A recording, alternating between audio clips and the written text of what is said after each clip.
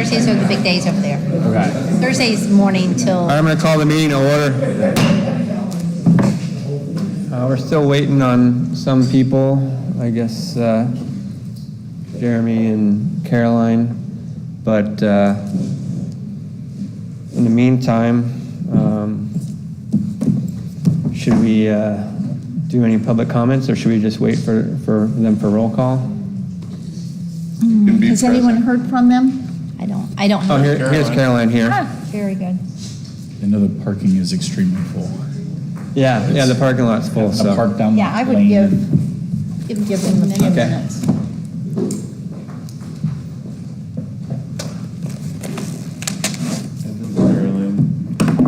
Hello. I thought all those cars were here for the budget meeting. I was shaking. I was shaking in my boots. Good thing.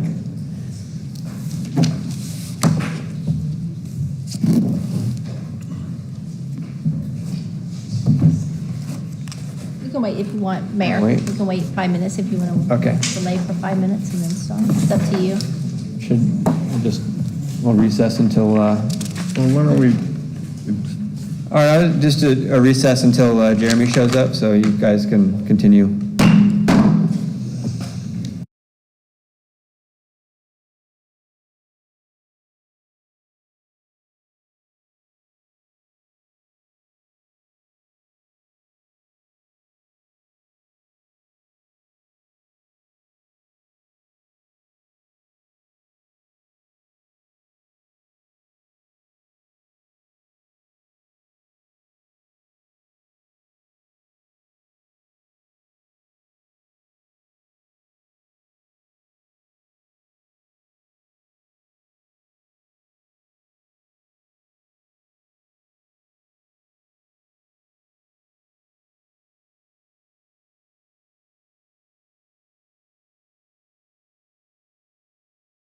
All right, we'll bring it back. Public comments. Anybody have any public comments? I've got a couple here.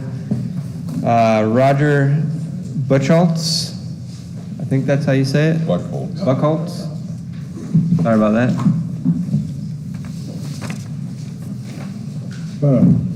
Thank you all for all the work that you do. However, we might disagree sometimes on what you're going to do. The budget is a case in point where 22% increase is kind of wild to begin with. Increase in staff is kind of wild, secondly. And the millage rate is set currently at the assessed values right now are high. So the millage rate is kept the same, so you get a lot more money than you would otherwise. A few years ago, when the market was the other way, to make sure the city got all the money that it wanted, you increase the millage rate. But now that the assessment is higher on the properties, there's no decrease in the millage rate. I think you need to really look seriously at the people you're representing and tighten up this budget. I don't know if we need a brand new facility to house the city offices. A few years ago, when this whole subject of a fire station, police station, city hall came up, the city commission wouldn't even consider discussion of a joint building for the police, fire, or all three. It's just an overall long-term problem that we dug ourselves into this hole where we have all these separate buildings and the loss of economy of building one facility for all three. These are conscious decisions made by previous boards. Some of you were on the board at the time and would recall some of this. But it's something that really needs to be reined in, and I would ask you to do so, seriously. Thank you. Thank you, sir. Joe DeMarco.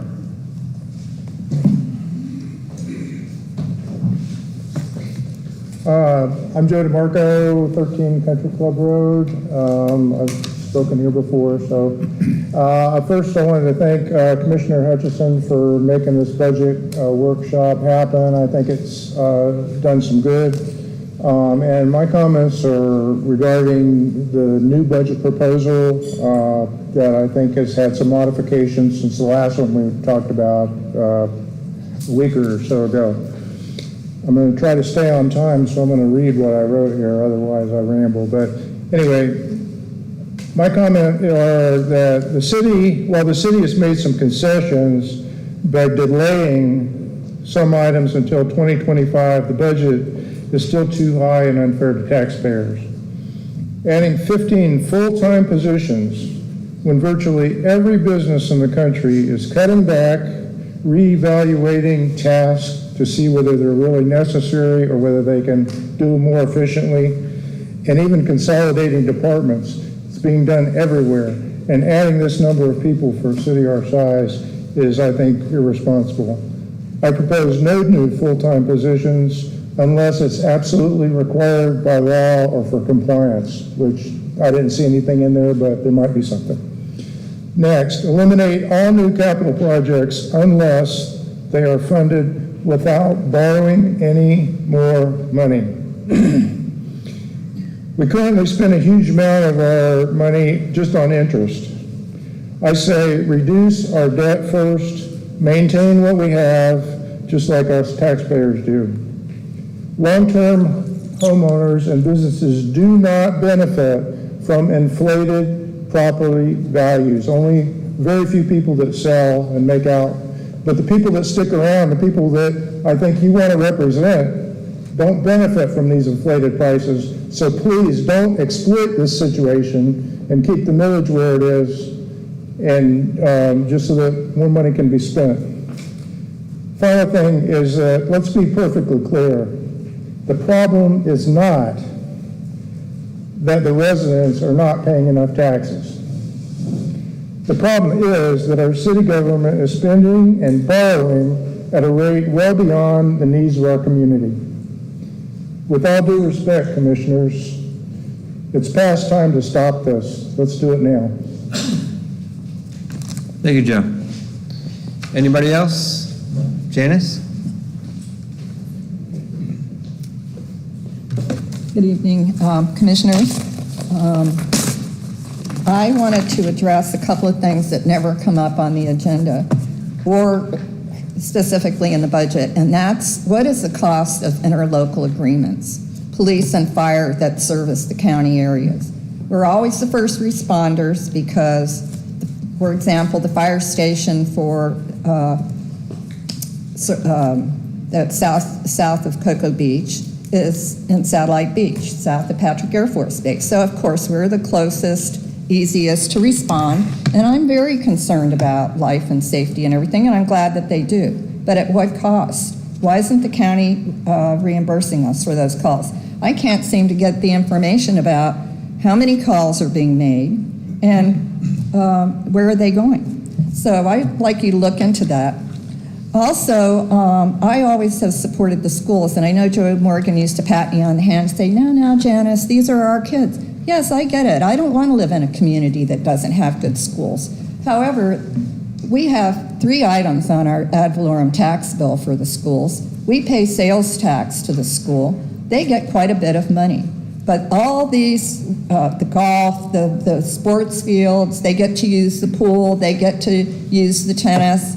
They get first priority. You can't use those facilities during school hours. So who owns those properties anyway? Isn't it the public, the people who pay taxes in Brevard County? And we spend a lot of money renovating those fields. And I think maybe 2 years ago, I could be corrected by Public Works if they said, oh yeah, they gave us $250,000. That's the first time in my historical memory, and you know it's pretty long, that we got 1 dime from the schools about that. I also want to take the opportunity to say to everybody, we collect, or the Tourist Development Commission collects 37% of their now historical record income every month here in Cocoa Beach and Cape Canaveral. I think they should pay for the lifeguards. It should be a seamless service. I heartily oppose paying for lifeguards. We didn't have them here years ago, and Commissioner Steele said, oh, it's going to ruin our reputation, the tourists won't come if we don't have lifeguards on the beach. I think it's a great thing, but I think the TDC can afford to pay for it. They got a historic, almost $2 million last month. Thank you. Thank you, Janice. Rick, you got something? Okay. All right, good. Anybody else have any public comment? All right. Unfinished business. So thank you, Mayor, Commissioners. Tonight, we're going to present to you a presentation by our CFO on the 2024 budget. As we go through this, if you don't mind, we'd like to just possibly add in a few comments as we go along the way. Would actually take comments from you as we go through the PowerPoint. I think it makes it a little easier if you can like to ask questions as we go through this. I also have staff here. Again, if we don't address an issue that you have a question of, please let us know, and again, we'll ask staff to answer that question. We will be starting out with our budget summary and our trim announcement. This information was produced and presented in yesterday's newspaper as required by our state statute. A lot of things that we do within the finance division and the city government is really meeting state statute. What we have to do is we have to meet certain deadlines, we have to publish a certain time, we have to reply within so many days. So part of the budget process is also part of that state statute requirement. Hence, really, your meeting on the 21st is within the 15 days of the first meeting, the advertisements, and so forth. So we're going to try to cover a little bit of that as we go through this, beginning with the package before you, the budget summary and the trim.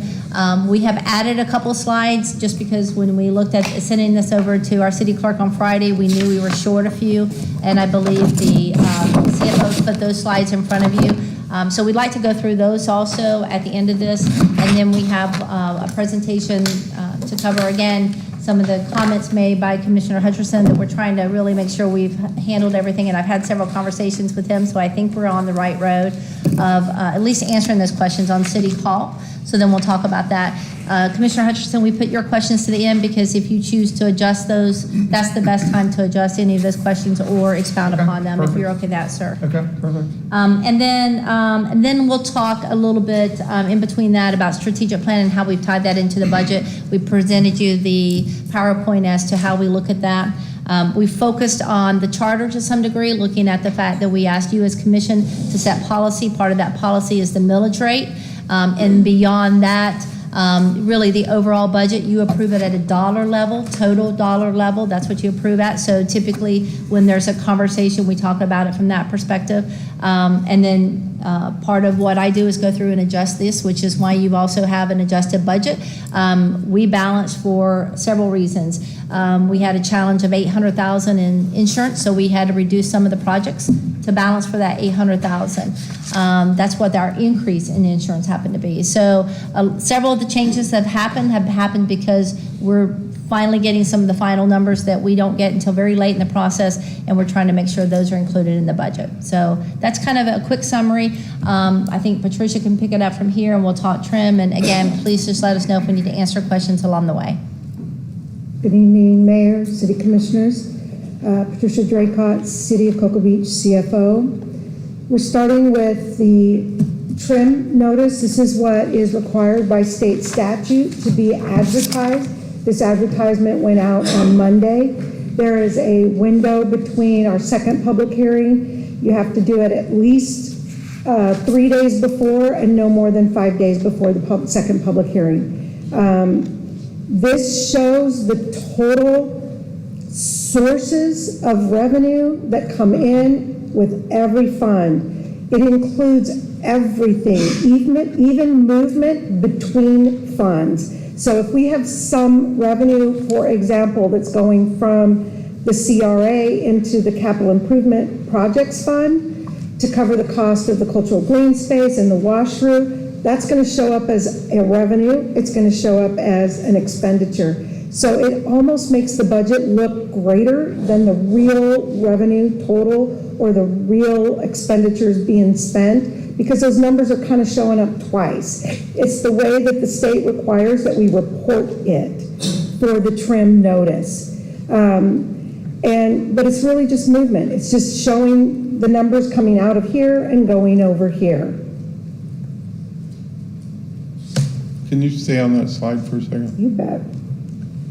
So the notice of the proposed tax increase, and this is what you build your budget on currently, okay? So last year's property tax levy was 16,286,000 or something? Million, 16 million, 16, 13 million. 16 million, okay. But, and then there's a adjustment there. So if you subtract the 16,285 from the 17,882, you end up with about $1.6 million increase Correct. from last year to this year. Correct. And that's why we publish it as a tax increase, because the revenues go up even though the millage does not change. And that goes up based on increase in market value, but it's also increases in new construction or renovations. All of those that go into increasing the tax base affect that number. So the new positions, there was some question on this. It's not really a total of, it's really a total of 15, because there was some where there were part-time positions that moved to full-time. So there was already a budgeted part-time position, half-time position. It comes down to adding about 15 positions in total on that change. 6 of those are the firefighters that are part of the SAFER grant. That SAFER grant is covering those positions, salaries, and benefits for the next 3 years, 100%. And the reason that we applied for that grant is because our fire department was running an average of 2 people on a truck for every call. And some of those calls, that was not an adequate number of staffing. So the overtime hours had to be very high, asking firefighters to come in to work extra shifts to try to make sure that they had adequate staffing on the trucks. So we applied for the SAFER grant, and now we run, Chief, correct me if I'm wrong, an average of 3 personnel on a truck. Optimally, we would run 4, but at least with 3, they can send a singular truck to most calls now. Well, at the time, we were only, the only city also still operating 2 people on a truck. All the other cities were operating 3 to 4, as well as the county. It is a safety issue. It is part of the NFPA requirements. So again, we were fortunate to receive the funding, so that's funding for 3 years. We will have to look at that program at the end of 3 years to see how we continue that. And I think the chief's probably best to describe, or even the deputy chief, it's up to you, chief, the challenge you run into with 2 people pulling up on a fire. Can you operate? Would you like me to speak from the dais? Yes. Just to explain it for just a quick moment, because I don't think we've taken the time to do that.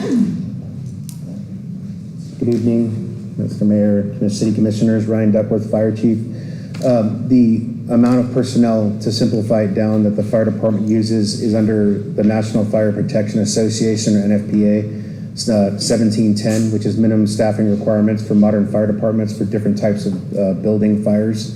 There's 3 types. There's a single-family residence, AKA a house. It could be an apartment, a duplex, a quadplex, a triplex. The second part is going to be a commercial type structure, and the third type is going to be considered a mid or high rise. We have a lot of mid and high rises, and those take a lot of people.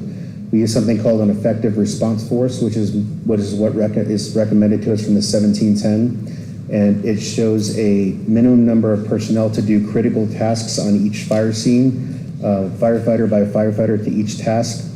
The highest one we have to meet, and it's mind-boggling, I think is 43, if I'm not mistaken, Chief. 43, is that correct? 43 people for a high-rise fire like we had at the Stone condo or other places we've had. The effective response force, if we can have it there, in a set amount of time, because we do have benchmarks at 90 seconds, 120, 150 seconds, circuit time and handling time. But we were having a lot of trouble getting the amount of personnel we needed by having to send all of our fire trucks, including our ladder truck, to a lot of calls that didn't require some of the trucks to run to a call, so it was wearing them down prematurely. So it's a it's a measured approach that reflects the community we serve, with the type of calls we serve, the number of calls we serve. As far as automatic and mutual aid, we have entered into an automatic aid agreement with the county, which ensures that we have a better chance of getting our effective response force in the time required for the type of fire we're running. So to the point of the interlocal agreements, again, so I appreciate Janice bringing that up. Really, it's a shared resource, right? So we go out and service those communities, whether it's the county or whether it's Cape Canaveral. We have an auto aid with Cape Canaveral. And with the county, we service with them and run with them on those calls when they need those 43 or 24 or whatever the numbers, and then they reciprocate. So there are no dollars that are passed through. We do have stats we can definitely provide you, Ms. Janice, so we can do that. We do have some stats that we can look at. I know that we're also looking at improving those stats using our CAD system and the changes we've made at the comm center. I can't speak to those. These guys could definitely speak to that, but that's the purpose in the interlocal, whether mutual aid or whether they're auto aid, is to really be able to service our community when the greater needs are there, so that they reciprocate that when we need them to. Yes, sir. Sorry. So in my experience as a volunteer fireman for 4 years in Melbourne Beach, up to the level of driver, fortunately, we had plenty of people in a volunteer force. That we had plectrons, they go off, and we had plenty of people. But just thinking of it as leaving the station with the fire truck and a pumper, you gotta know where your fire hydrant is. You gotta stop long enough to get a hose and get a loop around the fire hydrant. You gotta drive the truck to the house as the hose is coming out of the back of the truck. Then you got your, if it's only two of you, you got a guy hooking up the hose to the hydrant and opening the hydrant when he knows that the driver is got it hooked up to the pump intake. And then that guy's got to run down the length of the hose, or however long that is. And then optimally, you have the driver stay there and maintain the pumps and actuate the lines. And then you're sending the other guy to fight a fire by himself. I mean, one thing I know at NASA is anything you do, you need a buddy, Yeah, we have a 2 in 2 out policy. So they're called yard sprayers. Is when you stand in the front yard with a hose and. Yeah, you stand there in front yard, but I mean, you got people inside, you got to go rescue or something. If you don't have two people to go in together and help each other, then, it's just not. Yeah, it just doesn't make any sense to me. But fortunately, I'll tell you some other time how come we had so many people. But we had lots of people, so we didn't ever have that problem. I did want to add too is that 68% of our calls are medical. Of 100% of our calls, less than 5% of the time do we get the effective response force there. So that means for medical calls, fire calls, motor vehicle accidents, only like 4.8% of the time do we actually get the effective response force required. So this helps us get there. And same thing with the interlocal agreements and the auto aid agreements. That helps us meet all the benchmarks that we're supposed to meet within time and people. So. And then the other benefit we should probably mention is to meet those accreditations and meet those benchmarks actually goes back, ripples through the insurance system, and when our portion of our home insurance, business insurance, whatever, for fire will actually be reduced because we have a better level of service. Your ISO is at a 2 at this point in time, so. I believe with our agreements, that would be another thing. With our agreements and the additional support, we should be able to go to a 1, which is the highest achievable. It's the lowest insurance possible on any structure, so. Chief Duckworth, also just to mention our intergovernment agreements are, we were doing that anyways, pretty much without the agreement. Am I correct? I mean, As far as, providing aid? Yeah. Yeah, it was. so there's really no difference other than now we're going to get more assistance probably than what we would have had before. It is going to make a difference in as much as we know who's coming. They're going to be dispatched immediately. We're not going to have to call in and say, hey, can you call Engine 6, Engine 10, Yeah. and Engine 1? We'll be able to focus on what's going on, and that force will already be automatically activated and be on their way. It's easy to cancel. But you don't see it being a bigger load on you. It's probably more of a beneficial for you think? Yes. And it ties into what Chief Grimes said with the less than 5%. We measure on a 90th percentile mark, so we got 85% to go. So 90% of the time, we're going to meet at 4 minutes or less. We're going to have an effective response force at a medical call, a car crash that has, name it, high rise, mid rise, anything. Less confusion, more help, and Yeah. are we getting any extra kickback and funds for that, or is that just? No, there's no additional there other than the safer, but again, we'll apply for grants going forward to see if there is an opportunity. But that does tie into, I think, the comm center, if I can do that for just a moment, because these guys use our communication center as well as our PD. The CPSM report, which is part of an ICMA report that we'll present to you as commission, went out and looked at the operations. And part of the challenge from an operational perspective for police and fire is the fact that we were short our comm center. So we had folks that were scheduled for 12-hour days working 18-hour days in order to cover the shifts. Not even reasonable in any day, right? So, and that was happening way too often, a normal occurrence. So CPSM has suggested 3 positions. So one of the things we did is we changed our communications to add those 3 positions, so we're not covering that overtime on every 1 shift a day out of the 3 comm centers to adding again having somebody there and available. But with the interlocal, that means that the comm center is able to respond in a much better way once we have enough people on staff, in which now that center is fully staffed, by the way. But also when it was mutual aid, we actually had to go through the county, which added a little bit of confusion in the fact that it's another phone call, another rally down the line and get the information out. But we were definitely struggling with number of people, so we didn't have enough number of people. And when we were short people, we were having to cover the shifts. Again, we had shifts at 18-hour days. There would be a shift. There was two people would split a 12-hour shift and add 6 to their day, so that it wasn't anything more than that. That's crazy. Even though they're on rotation of every 3 days, that was just not reasonable. So it sounds like our intergovernmental thing was actually a benefit to us, as well as now if we add staff, we're cutting down on some of the overtime pay. I know that it's going to cost more, but it does help with the overtime. Did we answer all the questions for you, Janice, as far as the intergovernmental and your concerns on that? I can say to that, Commissioner, Mr. Mayor, the specific information she was asking regarding costs associated with providing automatic and mutual aid. Mm-hmm. Since we are in a software transition, we had software company A, which wasn't working that well. We went to software B, which was working well, but software A then bought software B, and we had to go back to software A. So now we're reloading all the data we took out of there back into the original software.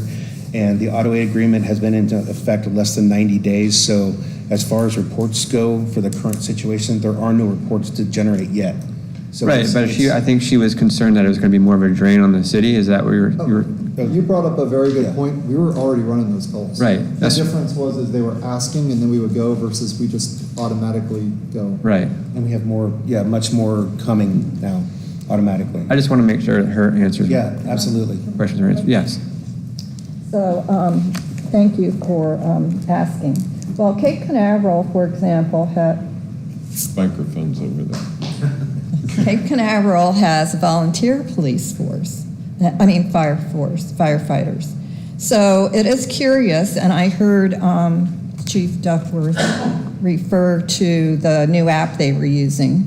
I think he mentioned that about 2 or 3 months ago, where they get immediate response when they need extra help. So now we're going to have more firefighters to work. We'll be making the interlocal work better, I guess. I always thought we got a grant for those for I think the next 3 years. I always thought there were a requirement to have 3 on a truck. You're supposed to. 3 firefighters on a truck. We were skipping it. We were making it work.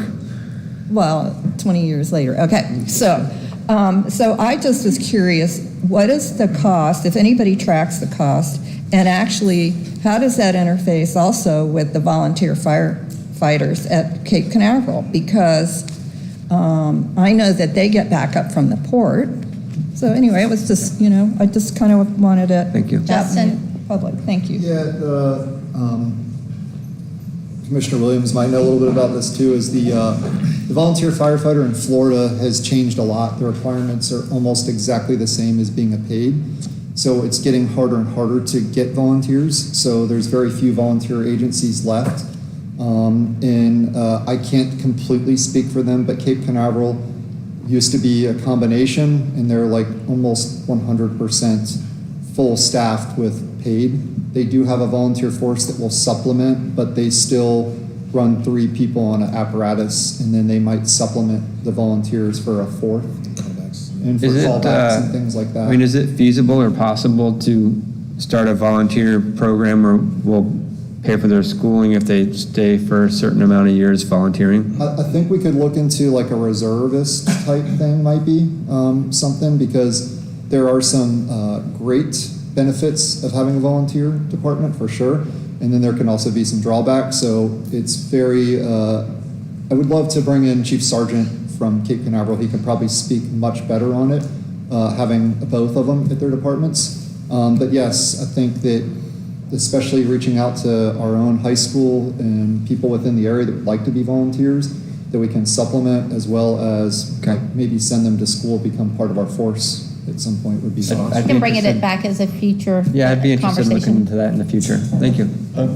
Just from my experience, is we, as volunteers in Melbourne Beach, we, every Saturday from 8 to 12, that was, all you did was train for fire duty. And before you got your, your boots and your jacket and your helmet on the wall, you had to pass some pretty strenuous, question and answer and physical fitness tests. So it's not like you can just, get a volunteer and a month later they're effective. The new requirements require them to have a minimum of their standards, their firefighter standards. There's not the full standards, but the first portion, which then in turn allows them to work on the fire scene, but not maybe necessarily go inside. So they can be supplemental in ways. So it'd be your firefighter 1. So like I said, what's ended up happening is that the school requirements are so high to be a volunteer. Most of them are getting the rest of the school so that they can just go paid. So it's getting harder and harder to find volunteers. We'll try to get some numbers for you from Cape Canaveral to see what they have from their force and how it's gone over the years, because they're getting harder to run because not a lot of people have spare time to do it like they did back in the day. And I would say liability insurance comes into play a little bit, so we would want to check on that. Okay. Yeah. There's some challenges, but it doesn't mean that it's not a thing that we could do. Especially, I like trying to get within the community people that are actually interested in being a part of it. Would be great. Okay. So. Sounds good. Okay. I think that's good for. All right. It's mostly about budget rather than firefighting. I'm sorry. I know this is a budget, but since we've gotten into this far, just because a couple of you I suspect are a little unfamiliar, but Cape Canaveral can always respond to Avon by the Sea. They're closer.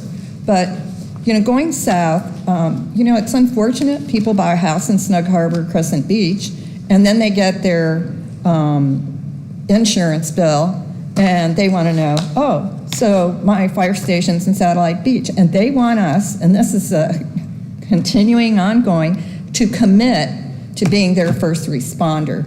And unless they're paying, I'm adamantly opposed to our making that commitment. I mean, county wants us to pay for lifeguards, let them pay for firefighters. Thank you. Thank you, Janice. Okay. All right, moving on. So I'll go on through to the next ones. Thank you, Chief. Thank you, Deputy Chief. To add on to that, there was a significant decrease in the fire department's overtime budget.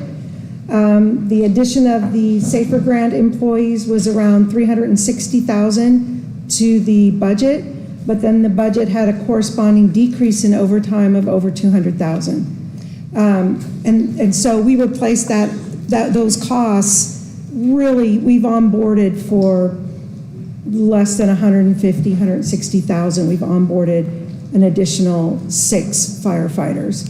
The other three, as the city manager mentioned, to the comm center, again, it was a situation where the staffing wasn't adequate to the needs. And the study that was done came back and gave those results. And so being responsive to that, we've seen another corresponding decrease in the overtime hours for the comm center as well, because we don't need to work people overtime if you've got adequate staffing.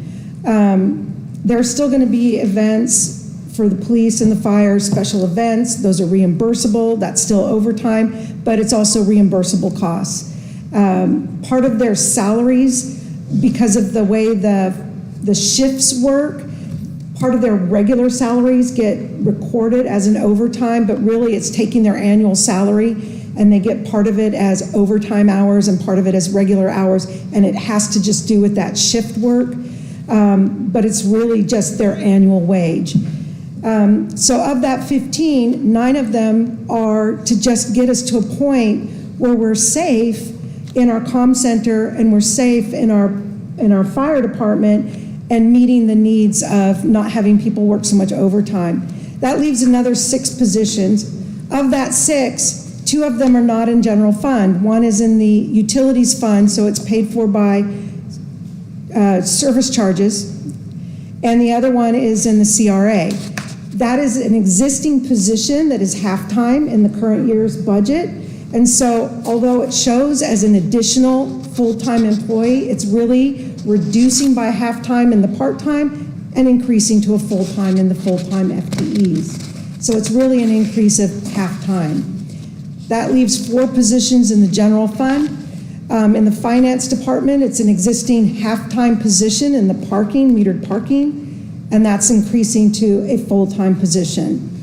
In the planning services, that was another half-time position increasing to full-time. So of those 4 coming out of the general fund, only 1 is a complete full-time equivalent addition, and that's in the city manager's office. Yeah, that's our procurement specialist, again, to run all the procurement for the city, because we don't have that type of position. We do not have a purchasing agent or a procurement specialist at all, and that does create us some challenges as bids and so forth. So that's the one position we've talked about. That will also be partially funded by utilities, because the need is also from the utilities division to bid projects and so forth. So it's a partial funded from utilities. To what level, I couldn't tell you until we look at the projects, because if Brad only has 1 project, then it's not fair to assess a full 25% or that number. So we would have to look at that on a per project basis. The other one that we didn't mention is the golf course. We've added a full-time golf worker, but that's based on the fact that we will have increased revenue. So the offset of revenue to the offset of expenditures. And we've spoken about that, and I know that our CFO has a chart in this document to show that. So we tried to offset that one too. And that is in large part responsive to some of the comments and discussion and feedback during the golf course task force as we looked at Dr. Gregory's information and the survey that she did and the comments that were coming back and the concern about the maintenance of the greens. So our leisure services director is just looking for being responsive and getting more assistance out there to really focus on that improvement. So the purchasing agent, let me just say, so if it's the right person and they're doing their job, this purchasing agent should actually find us better deals at a better price and save us much more money than what they cost. That is the intent. So this person will be tasked with not only being responsible as a single point for all of the bid process, the advertisement, the RFQs, working with the project managers, making sure that we are compliant. There's a lot of laws that restrict how that process happens. And so this person will make sure we're compliant. But to your point, they will also be looking for contracts that the city can piggyback off of, which then saves us all of that cost of doing that full bid process because we use somebody else's work.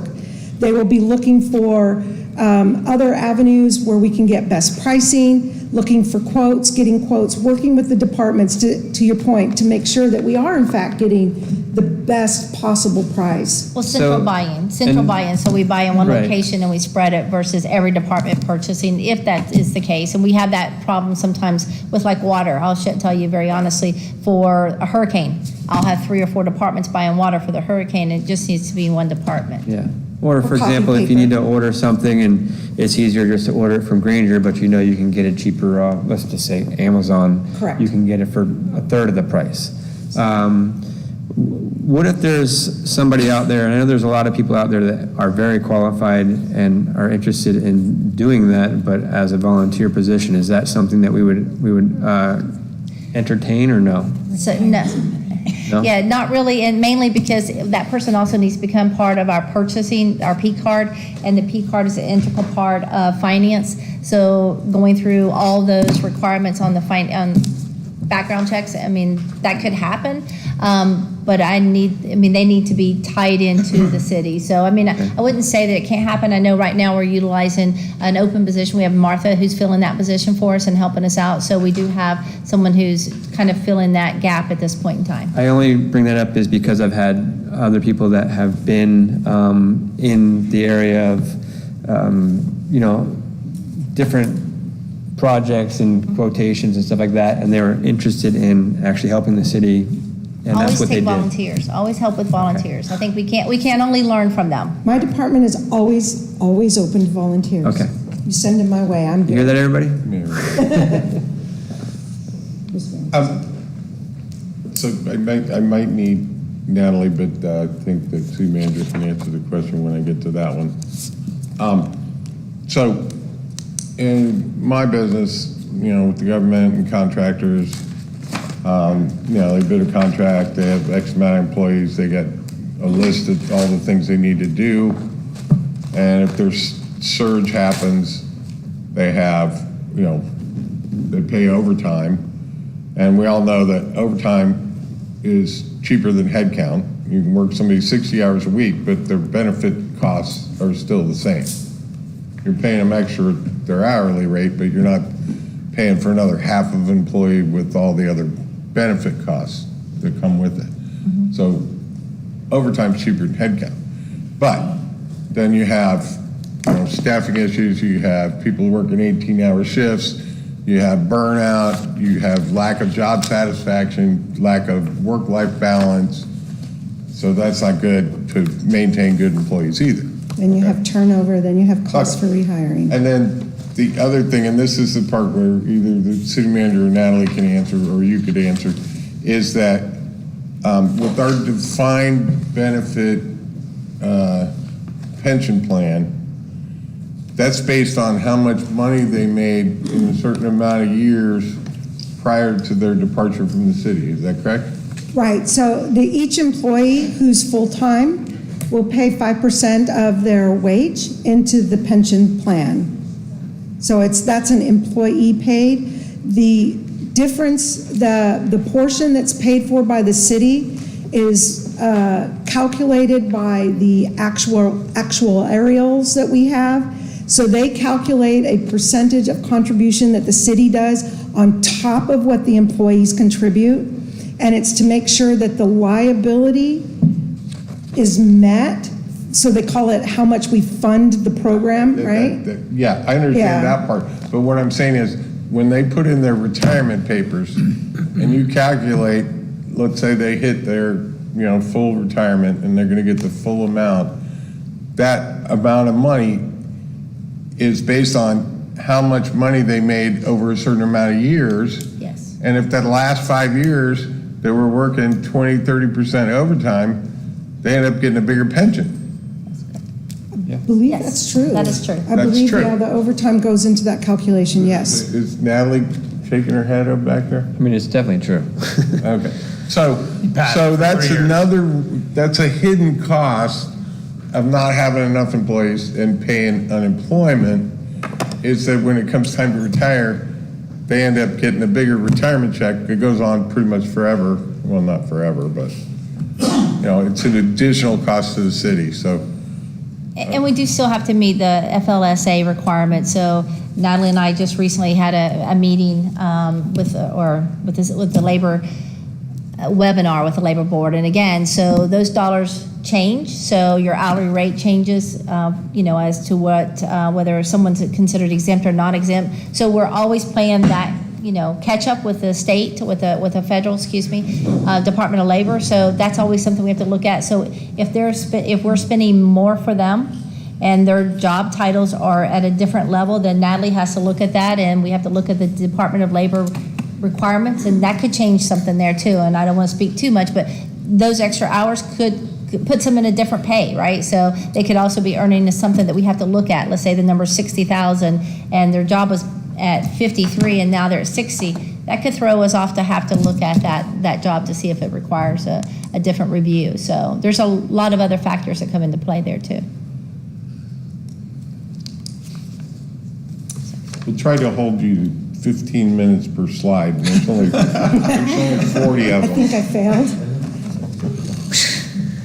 So this slide is looking at some of the projects that are in the proposed budget that have grant funding associated with that project. I believe these are all grant funds that we've already gotten approval for.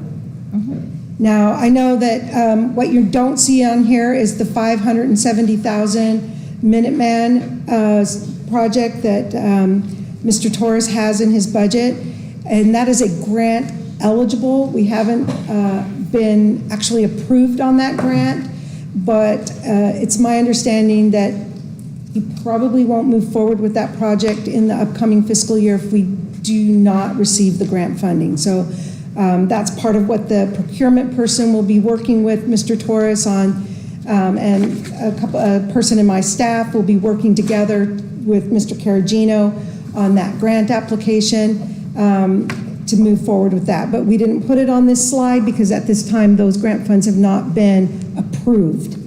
We're just eligible for, it's an eligible project.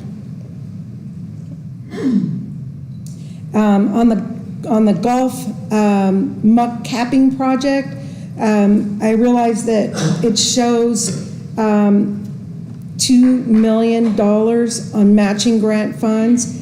That's just the amount that is matching to the expenses that are anticipated to be expensed during the fiscal year 24 budget. That is not the full scope of this project. This full project goes over multi-years, and at this point in time, it's $36 million. That's what we've been approved in grant funding for this project, and so it will continue to go. But for 24, we're looking at about $2 million in expenses, and therefore we'll have the matching $2 million in grant. And this just, again, we're estimating, Wayne has estimated what we might be able to do out there on the capping project and the mucking project. So if we're able to do more, we'll amend the budget at mid-year and move on. We're not going to get into the big money until we actually start the construction aspect of that project.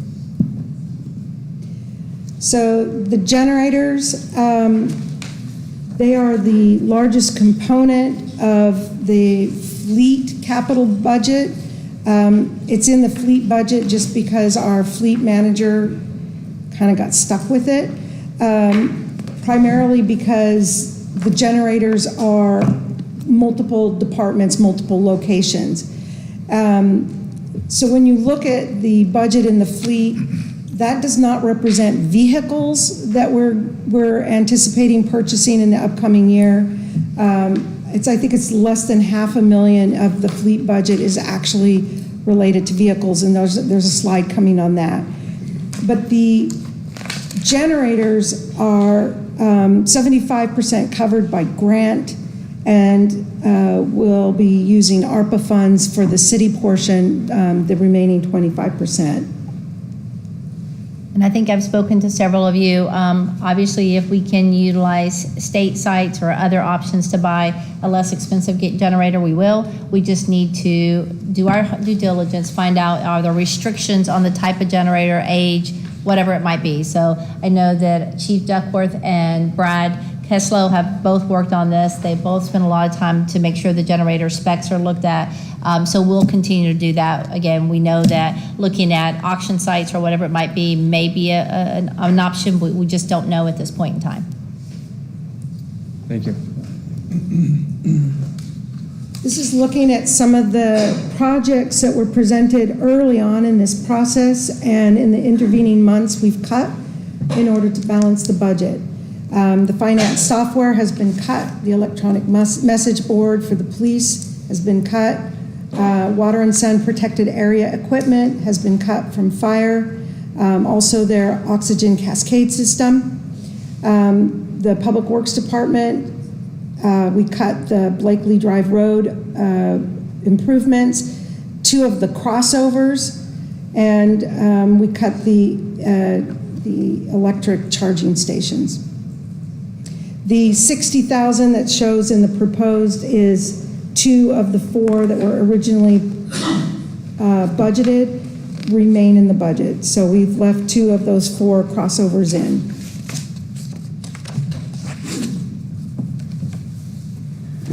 Continuing on, the country club's screened patio, that was completed in the current fiscal year. So we cut that out of the 24, it's not needed. Rooftop solar array has been cut. The small pavilion shelter replacements has been cut. The Cocoa Isle playground improvements cut. The softball field dugouts and fencing has been moved to have ARPA funds used to finance that. So that's in Title IX, so I've had conversation with the school. So restrictions of the ball fields were repaired or replaced last year for the boys.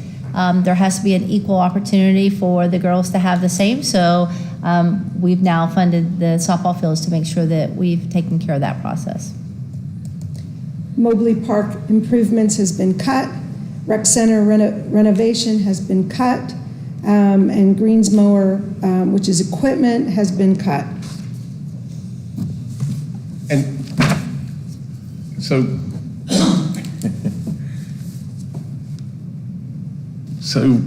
you going into this, you're building it on the current millage rate, right? Okay. So, I'm just curious, why were all these projects that we're saying now were cut? Well, we move them into future years because the need hasn't left. So we just move them into future year CIP. Right. So they're still in there, but for future years. Okay. Well, what I'm saying is it makes, the people that, may be down there that in Cocoa Isles Playground and Mobley Park improvement, they're like, we've got our funding, but we never actually had that funded in this increased, in this current millage rate. So it's just kind of, I don't know why we're showing it. That should just be part of the FY25 budget. But you're trying to show that you didn't. Well, we were hoping to get more revenue from the Airbnb stuff, I believe, right? And that's kind of why we had to. No, but this is a million. Well, it's because these were all projects that were shown preliminarily as being sort of funded projects. But as we got deeper into the process, we realized that in order to balance the budget and not use reserves, a lot of those capital had to be removed. Okay. And we can't go forward with funding It's them. just kind of. Cut's not the right word. Yeah, it makes it look like we're slashing the budget to make everybody feel like we're cutting the budget. not and we're slashing. not really, and we're raising. To kind of talk on that, we start the process. Deferred, you're trying to say. We start the process in February. So this capital process started in February of this year. And each department brings sort of their vision of the projects they think they have time to do, the projects they've identified or the equipment that they've identified that the city should pursue for the upcoming fiscal year. At that point, they have no guidance whatsoever as to what funds will be available. They just look at their department, their division, what do they see as the need. For us, we know we have a need for new software. We're having issues with ours. So I'm not looking at what are the commission going to decide for an upcoming millage rate. I'm not looking at what our taxable value is going to be for the year. I'm saying, I know that in my department, I have a need for this. And we kind of start with everything. And then as we start to get the numbers in early June, we know what our ad valorem tax base is going to be. We start to get guidance from the commission. We have to make changes. So you'll see those in the very beginning, but months will go by and changes will happen. And we're showing what some of those changes are. If you look back to the earlier meetings, all of these were being included in the 24 budget for capital improvement, but they aren't going to be there for the final. Okay, it shows due diligence, but it also looks like we over budgeted to begin with, but I understand the process. Yeah. You ask all the departments what they need, you price it all out, you put it all together, and then you say, okay, well, we only got this much money, we don't have that much money. So then we have to look at So I would priorities. think when you, I guess. Change the wording, that's fine. I'm fine with changing the wording, having that on a different sheet, just to show considered, and then versus what we actually budgeted. That's fine. Okay. All right, sorry to. Nope, no problem, we can stall change us that. again. This is a look at the fleet, what is currently included in the proposed budget for the final. There are 2 police vehicles left in, 1 pickup for the fire department. Then there's a couple of items for public works that make up the $268,000. It's a cargo van, a dump truck. The dump truck alone is about $160,000, and then a service truck. And that's really what makes up the full vehicle in the fleet budget now. And then for those in the audience, as far as the price of this stuff, I have been working with the city manager to try to set up an account for a government auction site, a government-to-government auction site where we can hopefully purchase stuff like this that we need for pennies on the dollar, literally 1% to 2% of the actual initial cost of it. So if it all works out, hopefully some of this stuff that we can get for a $160,000 dump truck, we can get for $1,600. So that's a hope that I'm trying to push for us to do some savings there. You want to apply for that purchasing manager job? I could do it for sure. Yeah, volunteer. Sure. The biggest, I don't know if we say cut or defer, whatever, but the police, they asked for 9 SUVs. We're down to 2. I want to know what kind of impact that puts our police department in as far as vehicles go. So in the in your packet, I did give you a letter, and I know Jonathan is here. At least I think he is, right? Yes. Okay. So we definitely look at that, and I mean we can go back and look. And Jonathan probably will recall if you want to come up, Jonathan, so that if we have a quick question. We've deferred over past years. I mean, we've looked at, in some years, I looked at his schedule he had, and I want to say in 22, we probably maybe asked for, I don't know, I'll throw out a number 10 or 12, but we only purchased 8 or 9. So in your letter, he does have in there that, we are looking at 43 sworn officers for 24. We should have at least, I think it's 6 spares by the time that we fill all those cars. So, I mean, that's, his number's typically 7 to 10, correct? Yes. But 6 puts us reasonable. I mean, we can deal with 6. Again, if we happen to have 2 accidents or 3 accidents, yeah, that could put us in some kind of situation. The challenge we've faced, and Jonathan definitely speak about this, is our ordering and even getting the cars. I mean, that's been a huge challenge. Yes, it has. It's like we had to put in our orders using a letter of intent. All of our orders actually had to go in by May in order to even get cars ordered for 2024.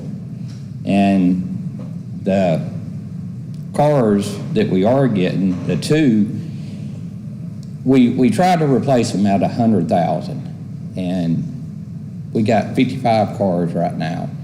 And if we don't replace them every year, then that puts us in a bind. We just get further and further behind. It's like right now with the cars that we have, we need to really replace 7 per year. So this year we're not replacing any, we're just adding 2, so that just puts us further behind in the years to come. And same with all the fleet vehicles. we've got so many fleet vehicles, we need to keep these on rotation. So we have purchased a fleet software. We purchased that last year. You approved that in last year's budget. It has been implemented, but it's being built. So as we speak. So I know I spoke to Kevin earlier and Jonathan, and that software is in the process. Again, we're adding the data and filling it in and so forth. So to give you a cost analysis will be something we'll have to give you in the future. But our basis in the past, and again, I can say, I've been at several other cities before Cocoa Beach. This is a pretty common practice. It's number of years, how old it is, put it on a 5 to 7 rotation, number of miles, and that's when you're replacing it. We can add in the future costs to consider that, but those other cities in the past, they didn't always focus on the cost. It was miles and years, because the wear and tear, at least on a police vehicle, is very different, and I know they're built for that, but it's still very different. Yes. And I don't even know how many hours you work per week on the police vehicles. It all varies. From times we may have 4 or 5 in the shop per week. So you see several out here, so right now, and it's because we have several of them that still have to go to the field. So we've got, how many officers in the field training right now? 4? Yeah, we currently have, well, we've had 2 just come off, so that in the last week, so now they have cars, so they should have 2 extra cars. We have 2 in the police academy, 1 graduating on Wednesday, so that's 3. And then we got 2 more starting and then 2 openings. I think we're at 7. So those cars will be filled, and those will be utilized very soon, or at least soon enough.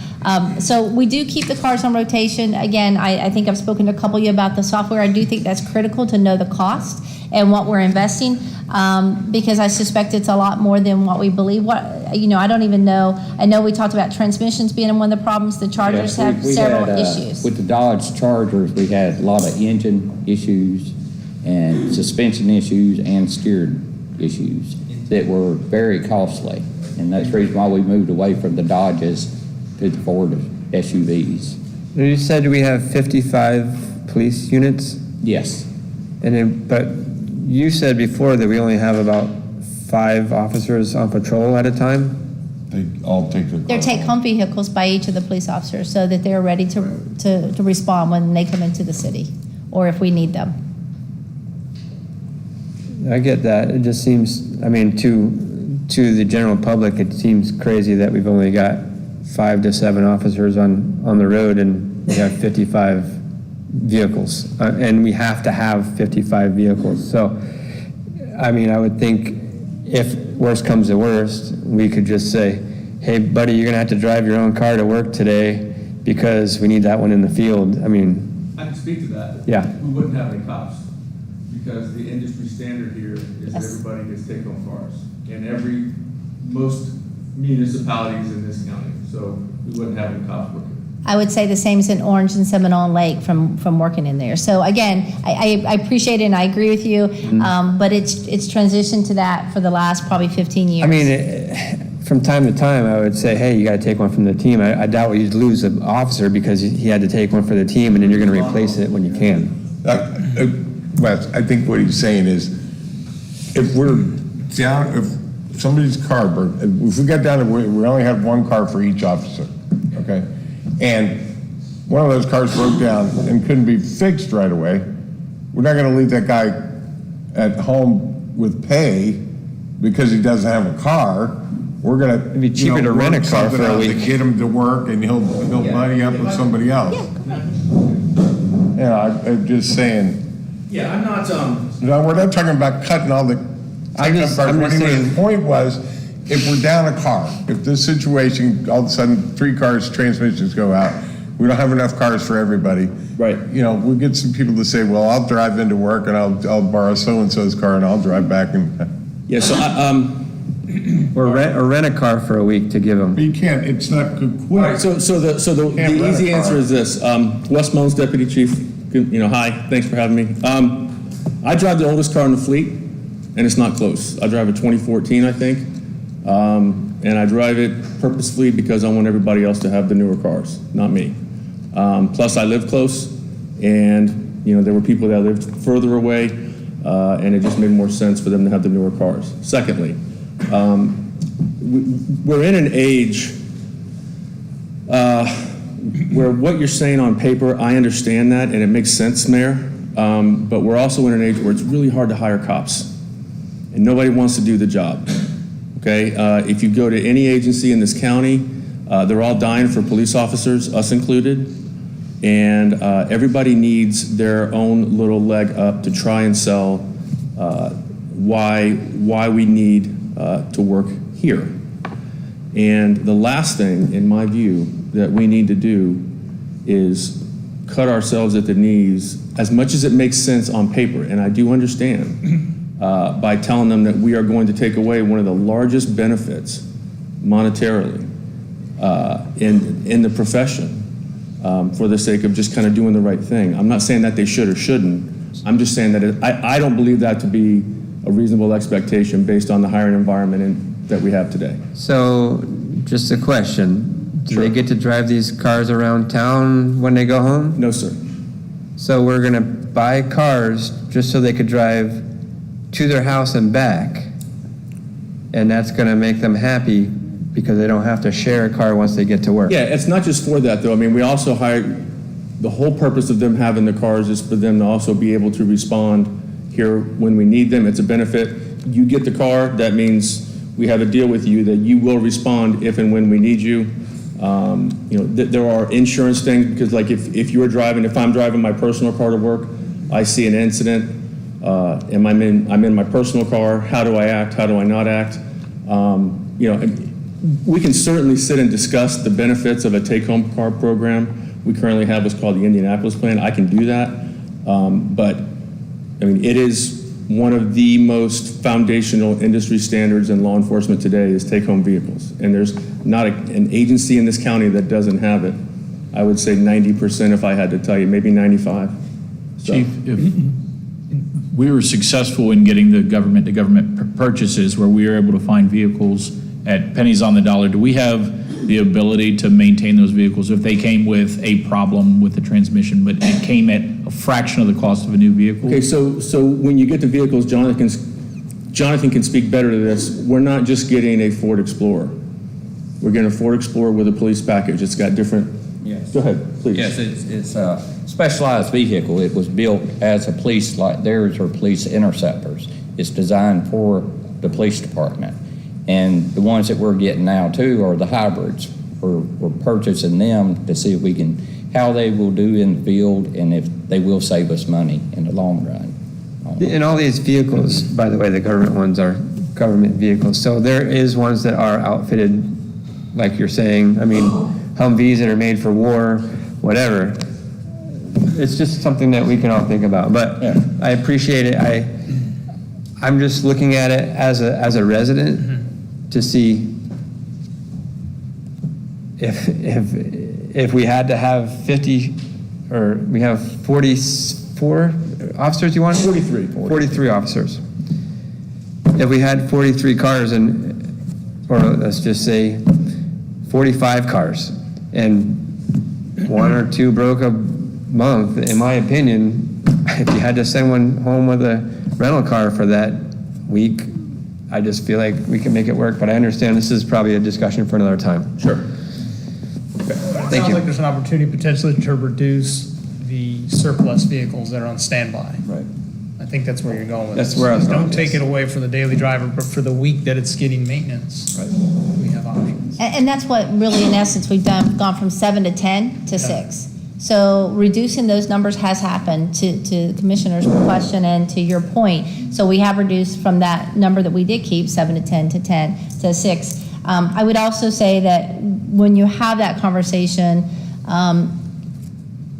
again, I have to stand up for my employees, so I have to say this, and again, no disrespect, so I want to just throw it out there.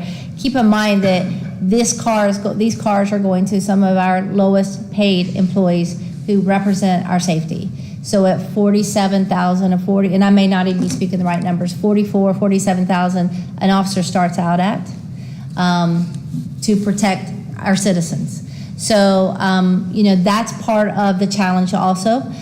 So you're expecting them to work the 12 hours to drive in at their cost and their fuel and look at what they make. So I think that's important for you to understand. And I don't want to take anything away from you guys. Honestly, that's not what I'm saying at all. What I'm saying at all is us as citizens, sometimes we have to tighten our belts and do stuff that's uncomfortable. And I wouldn't say that us as government should be any different, because I understand it's safety, but at the same time, if our residents have to tighten their belts to make their budget meet, sometimes, we have to do certain things that's uncomfortable at a certain time. Yeah, go ahead. So I look at a take-home vehicle as an intangible benefit to the city, okay? Yeah, you could put a tangible number on what it costs us, but it's also an intangible benefit to the city, because the officer, once he gets his car and I'm sure it has a standard contingent of equipment, and he has a required contingent of gear that he needs to have in that car at all times. But then, they customize. They might want, another tool in their toolbox that's in their car that they know where it is, and they know what's in their trunk, and they know where everything is in that car. They're familiar with that car. They know how it drives, how it responds. The seats are already set right. You're not bumping a button and all of a sudden you're in the steering wheel. And it also, when they're on their way home, it gives them the level of protection, from the rest of the world, that they're in a police vehicle. And then the other intangible benefit is, if something big should happen here in the city, and the police staff has to call those guys up, they just got to throw on their uniform, grab their guns out of wherever they keep them safe, and get in their car and throw their lights on and head over here, and they're on duty in minutes. Versus if you only had 10 cars and you needed 15 guys, they show up, I go, oh, okay, who am I riding with, and where's your gear? And you only got one set of gear in your car, and we're going to a crime scene or a mass casualty incident or some kind of other crazy thing, and we don't even have our gear. So I see a big intangible, plus the fact that it helps attract officers at such a low level of starting pay. I want to add to that.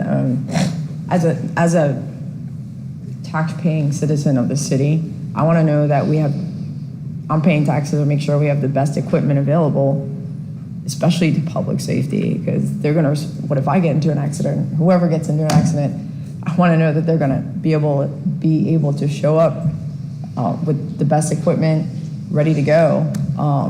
As quick as possible. If we don't have enough spares, if their car breaks down or they get into an accident, it's questionable. So I think the system we have works well, where we know we have able and the newest equipment that we're able to purchase to be ready to respond to any safety incident in our city. So I as a tax-paying citizen, I want to be sure that they have what they need to be able to respond and do their job. So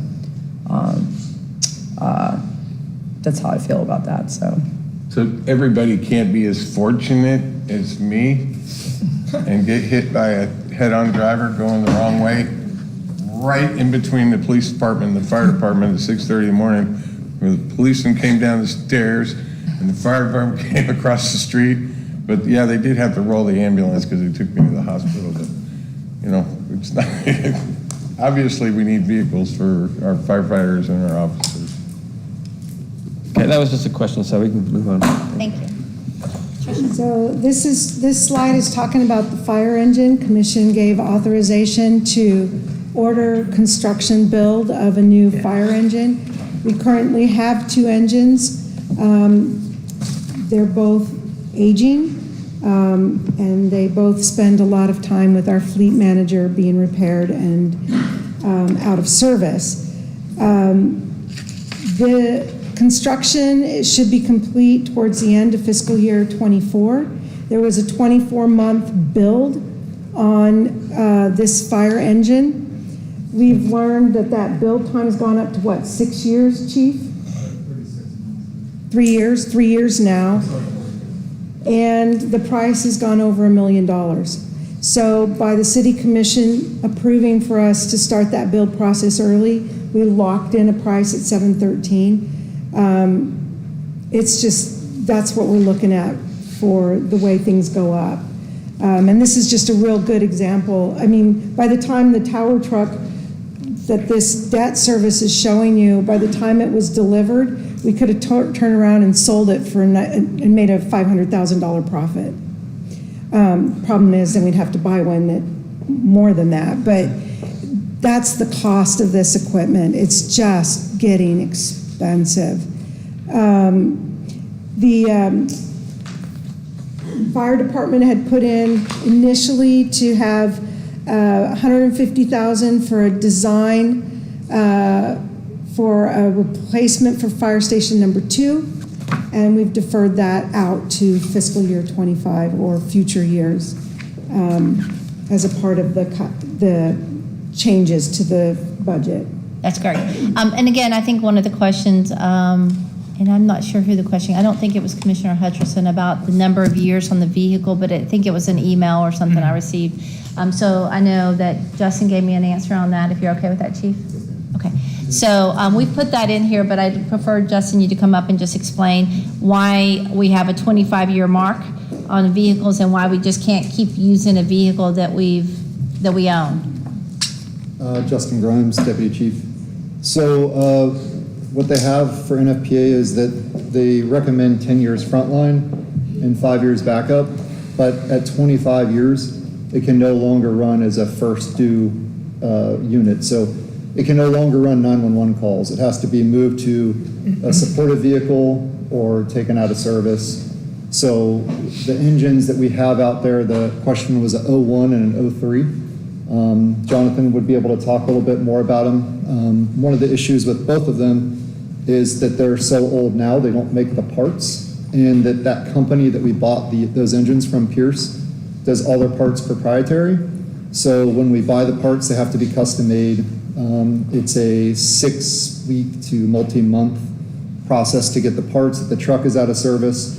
And so with those 2 trucks, what we're looking to do is, as soon as the the engine arrives, which should be hopefully around this time next year, is to get one of those out of service and go to auction. What the value is, I don't know, because it's so close to the end of its lifespan.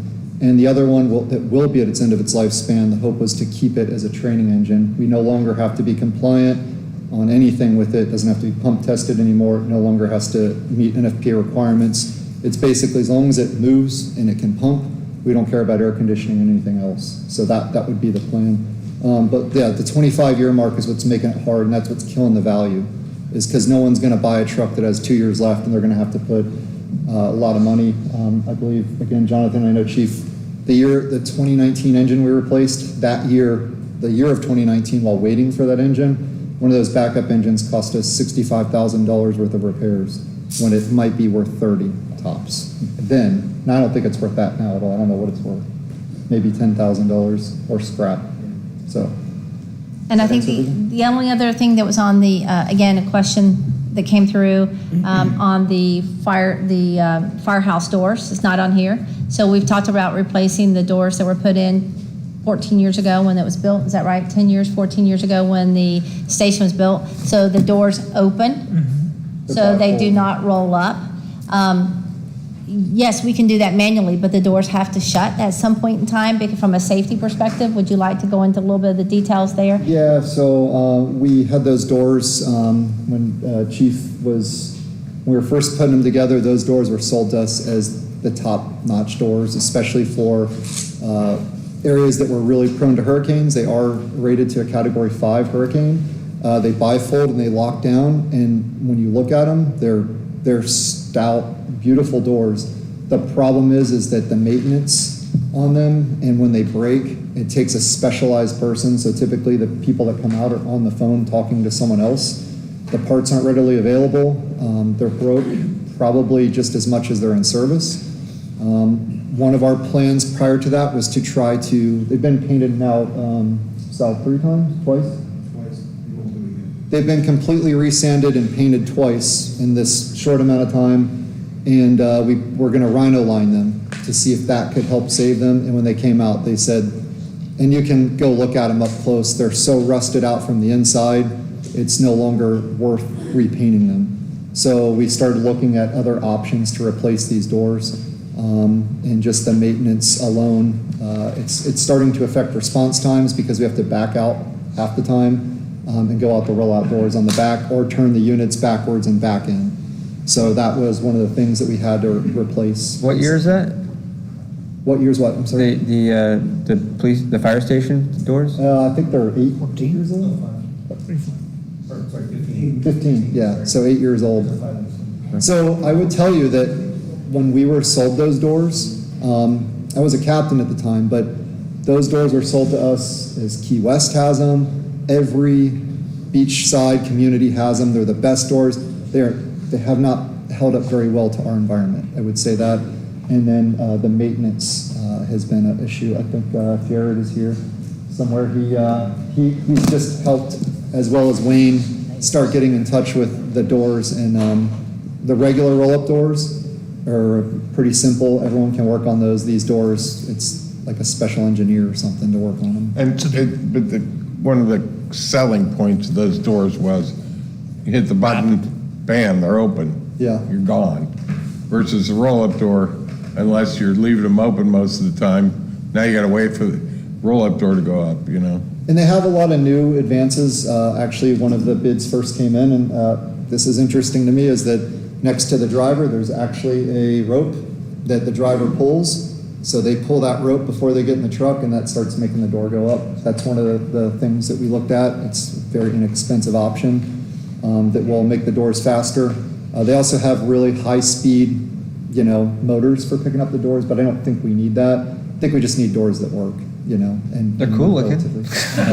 They're cool looking. They are very nice. I would say they're beautiful. So the 250 is for the Rhino line, or it's replacing them with roll-up? We had, I don't know what we had for the Rhino line. 250 is to remove those doors and replace them. Okay. And I don't think it came, I don't know what the first bid came in at, but Yeah, 250 in next year's budget to remove and replace. I think our quotes will come in significantly less, but right now that's what's in the budget, just in case there's more work that's needed that we're not aware of yet. And how many doors was that?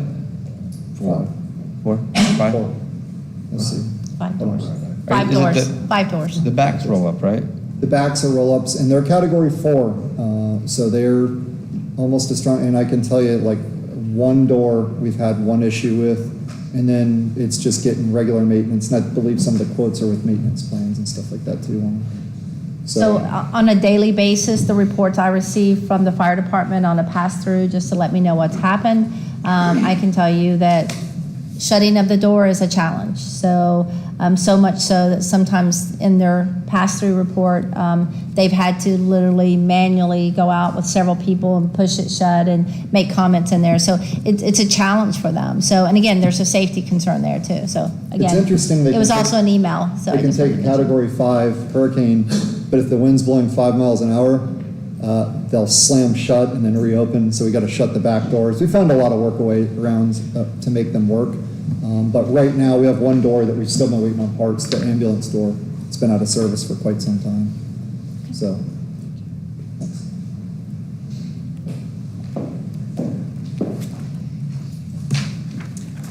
So CRA, the 3.19 transfer to the general fund, that shows in that trim notice. This is one of those things that I was talking about. It shows as a revenue in the trim notice, but it's really just moving funds from the CRA to the 310 capital improvements project. That is just the CRA's portion of the expense for the cultural green space, the wash through, the stage. And why we do that transfer is because the whole project is going to be expensed and tracked through that 310 capital improvements fund. That's what that fund does. It consolidates everything in one place, so you can easily see what the full cost of that project is going to be, instead of seeing part of it in one fund, part of it in another. It goes in one place. By doing that, we're moving the full anticipated or projected cost of that project, or that portion of the project. We're showing it in the budget all in '24. That does not necessarily mean it's all going to be spent. It doesn't mean it's all going to be spent in '24. It's just showing that movement in this year. So when you see that negative reserve balance, it's just moving the funds out of that CRA fund, but it doesn't really take them away until they're spent. So that's not a failure to be in compliance, because the money is still there. It's just a movement thing. And if the project doesn't take that full cost, it will get moved back. Anything unspent at the end of that project gets moved back into the CRA fund at conclusion of the project. I have a question about the general fund. I'm sorry to go back. So the 1.6 upper on the net, the 16.2 that was in the draft budget, and it's actually 17.8. Are you talking about the actual ad valorem? Yeah, the trim notice. I'm sorry, just, you don't have to flip back. So that 1.6, what stuff now got funded because of that? Am I understanding that correctly? We've now... Yes and no. So when you look at this in the trim notice, okay, it requires us to report the full amount of the ad valorem, and by full amount, I mean 100%, including the TIF. When you look in the budget, the budgeted revenue is a collection amount of 95%, and the TIF in the budget is recorded in the CRA fund.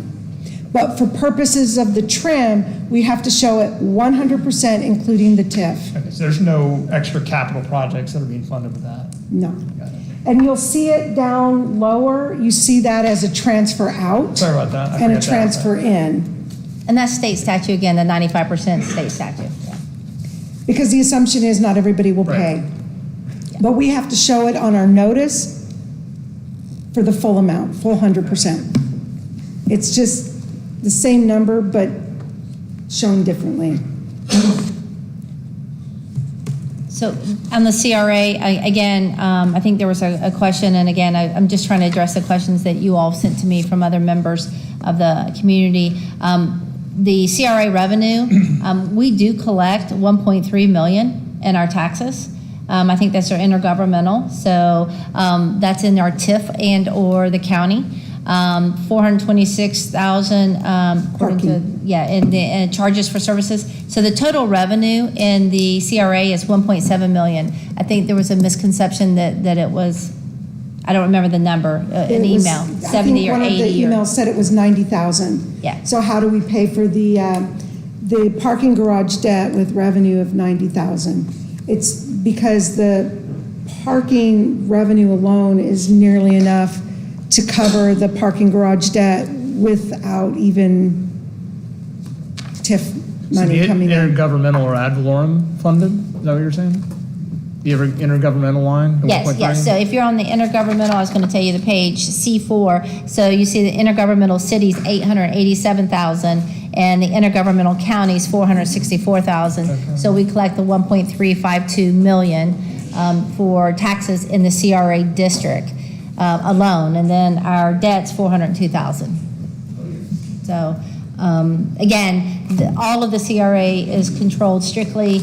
Again, we sound like a broken record, but it's state statute and county restrictions on these monies. So the CRA, once you've put your budget in place, they make it very difficult to change the CRA budget during the year.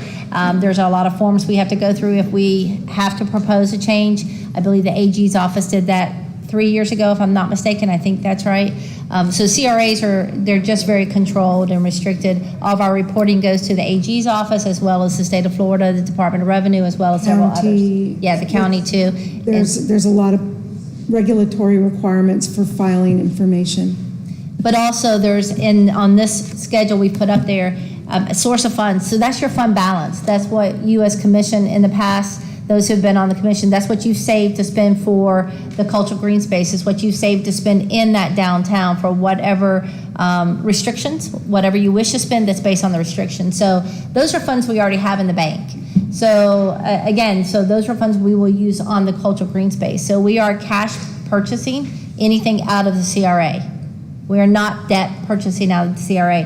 What the debt is applies to the garage. The parking garage. Yes. Yeah. What was the 1.6, I'm sure, on the capital for 23? The 1.6 million? Which number are you? The capital outlay road, the 1.6, and then 625 this year? 1.6. 625 is the parking garage renovation, correct? The 1.6, the middle column? I don't see Over. 3 down. Right there. This, Yeah. okay, so this is for 23. That was just, when we were doing the 23 budget, we were talking about the cultural green space at that time. And so that money was budgeted in 23. That project did not move forward in 23. So that spending will drop off and go into the reserve balance. So when you look at that 2.6 million in funds forward, it's because we're not going to actually spend that 1.6 million in 23. We re-budget for it, and that's where you see the 3.19. In governmental accounting for us. I can see why there's so many questions, just bouncing the ball, it's crazy. Yeah.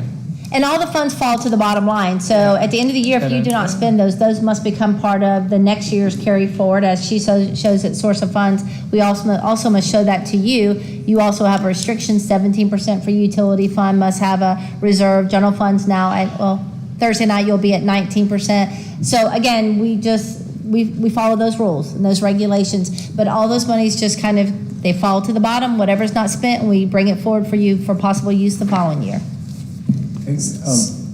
Paul, their budget guidelines we follow, it's like Gatsby or something like that. What's that? GASB, Government Accounting Standards Board. Good reading for you. So For insomnia. No. GASB is our equivalent of FASB, which is, yeah. Yeah, this is government accounting, and it's a lot harder to understand than your home accounting or It's pretty groovy. small business accounting. I've been dealing with it for years, and I was as baffled as you guys were at the beginning. Some of the other questions that we received is why we can't use some of the funds from the CRA to fund some of the other capital projects or other costs in the general fund. It's because we cannot. It is a regulatory thing. I printed it out if there was any questions. It's chapter 163 in the Florida state statutes. Small reading. So, small reading. There's a whole section on community redevelopment, how you have to structure it, how it has to behave. And then on top of that, the city has to adopt policy that defines everything that we're going to do, how we're going to do it, what is the area, what are the kind of costs that we're going to do. So it is extremely regulated. We cannot move funds. It has to be for CRA-related activities only. Even the money that we move to the capital projects is very, very specific and very limited to those projects identified and approved by the City Commission for the purposes of the CRA improvement. There were questions about the $200,000 in grant funds to the grants and aids for the businesses. So Tanja, who's going to be taking this over for the 24 budget, has identified areas where she's looking to see improvements in the businesses in that area.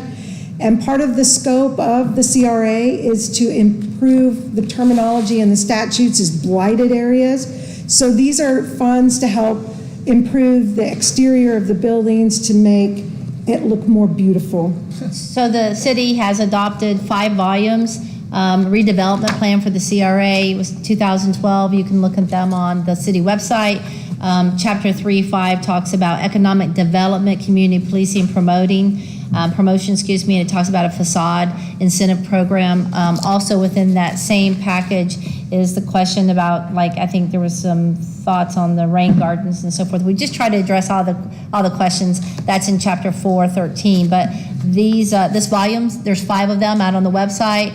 These are the plans adopted. The Zinkovich study, I think, began this process. If I pronounced that correctly, it was a part of is that correct, Commissioner? You were on the board probably. Zykovich. Yeah, well, one of the things was, at the beginning of the CRA, because it actually timed out good that it started in 2012, and the markets were still pretty low, and everything's come up since then, so it grew, and so our baseline year was low. So the first year or so, we didn't have that much money come in. And we did do facade grants, what we called facade grants. And several businesses in the downtown applied for them and received, I think it was the limit of $5,000 back then. And the little bits that we had in the first couple of years, we were given to people to improve blighted areas and make things look more beautiful in all those ways. It worked. But then as the big money started coming in, that's when we bid off the parking garage. And in the study, I think I know I spoke to the mayor and we talked about some sidewalks, all that's in here. So it's all allowed as long as you're within the area. Again, part of our improvements. Street lights, yes, sir. Even our other facilities that happen to be in the area. So in this package, you also have the Playhouse, and one of the things we looked at is that's a city-owned facility. It's operated by a nonprofit. But in order to see that facility not fall in disarray, we looked at the fact that there's some needs for electric and plumbing. They're willing to pay their half of that portion. So that's why you have the $50,000 in there. Now, last year they paid for the entire roof. So they do have an agreement with the city. It's a contract. It does state that they will put in all those improvements, but when they don't have the funding, I then feel like it falls back on the city because the building's ours. And the last thing I want to see is anything happen from an electrical basis or a plumbing basis. So again, I think that's your choice each year to decide if you invest in that, but that's why the $50,000 is in this year and it hasn't been in the past, just because they've been able to fundraise and they've been able to do a lot of that. So they've got a whole list of items here they'd like to do. Again, I think we let them go out. They can put these things out to bid too on their side, which saves us money. So there is an advantage to that piece too. So that's what you find here. And those were some of the questions we had also. You can skip the next 2 slides. We just talked them. I personally really like this CRA, the grant match for facades, just because I feel like we're giving back to the businesses, we're giving back to the community, but I think this is the epitome of what community redevelopment agency should be, is redeveloping and making your community look better and helping them. Just my personal opinion, I think I agree it's a match, but it's targeted their gain and asset growth for that. There's other uses that would have a broader usage from the public rather than just their business. I think that's the opposite side of it. In my opinion, there's a lot of areas that could use this that would make the city look way better. And not only does it make it look better, now the property value goes up, which means their taxes go up. No, I understand the intent of it. And then when you think about the reason behind spending all the CRA money on the parking garage was to eliminate that parking space requirement. Like for every 2 tables you had to have a parking spot for your little restaurant. Right. And if you didn't have it, if you only had 1 parking spot, you had 2 tables. Right. Well, you're kind of making my point for me. There's broader usage of the parking deck than just that one business who stands to gain. Right. That's my whole point. And again, if you look they apply for these, and if there's more applications than there is money, then you've got to rack them and stack them. Well, this is first in, first out, I think. Right? Well, some people said, I'll spend $1,500 if you give me $5,000 and I'll do $6,500 worth of improvements, and they had to actually prove that they did the $6,500 worth of improvements before they got their $5,000 facade grant. I mean, if I was a business, I would take advantage of this. Sure. But I honestly don't think a ton of businesses will. I hope they do. But I mean, I think that. Actually, in the past, they didn't, not as much as you would think. When we did, we stopped it for a while because of the parking garage, but in the past, there was a few, but not a ton coming and asking for it. But I mean, look what happened with, the Fat Donkey, the Tiny Turtle, Alibi. They just totally changed the whole look of downtown. And in my opinion, I love how our downtown looks now. It used to be terrible, in my opinion. I mean, I was embarrassed that, our town looked that way. The long, hard-fought battle for the Complete Streets program that we got millions of dollars to do Minuteman Causeway and all the sidewalks and the pavers and everything, which instigated the upgrade of the businesses in that area. And I would encourages competition for the other businesses next to them to look good too, because you don't want, this business next to me, they just put all this new stuff. I don't want to look like crap next, so it was a really. I hope that we can, I know that it goes all the way down to, I think, the post office, but that back street on Brevard, hopefully, we as a city can take care of that. I think that's one of the areas that could really use something like this, so. So those are historical values that the CRA's funded, or those No, were this self-invested? is the Surfside Playhouse, the cost of capital that they have coming up. So the CRA didn't fund that, that was on No, their own? CRA is funding $50,000 to go towards all of this. Well, for this next year, it's going to be for the electric, so that's going to be the one. Then you'll have to see it and approve it each year. That's the planned one. So it's 95 she's got or- 95. 95 is like a 50-50 cost share, or what is 50 and 95? Yeah. So it's an 50's electrical in the system. budget, but 95's here? Well, 95 is the total cost. And so they're on 45 for them. Yeah, so they've got it for, their budget for 2024 is to do that project. And the city is putting in the 24 budget for $50,000 to go towards that 95 budgeted cost. They just wanted to show you what they've invested too, because they have been investing into the Playhouse. This is to give you a look at the project for the landscaping and the Minuteman Rain Gardens. That's 56 in the budget. There was a question about the contractual services line item in the CRA that totaled 56,000, and this is what we're looking at, just some pictures of that area. Again, I'm going to say that some of these numbers are, I hope we don't have to spend these dollars, but if we don't plan on the dollars in the CRA, then I cannot overspend the CRA. I have to wait for the next year. So again, at the end of the day, those dollars fall back to the end of the fund balance or to the reserve account if we don't spend them. We're just planning those, and then we only spend what we need to. Again, there's only certain improvements that need to happen. It's very limited. I think that, the restrooms, I would hope they wouldn't cost us as what we put in here, but we don't know what we don't know at this point in time. In future years, we hope to be able to bring you quotes, at least one quote with each of our requests so that it can show you what we've been given. This year, we're not there yet. So that's just one of the things we'll plan for. But we do know that we spend a lot of time in this garage. We've been down that half a position all year because we can't find somebody to take a part-time position.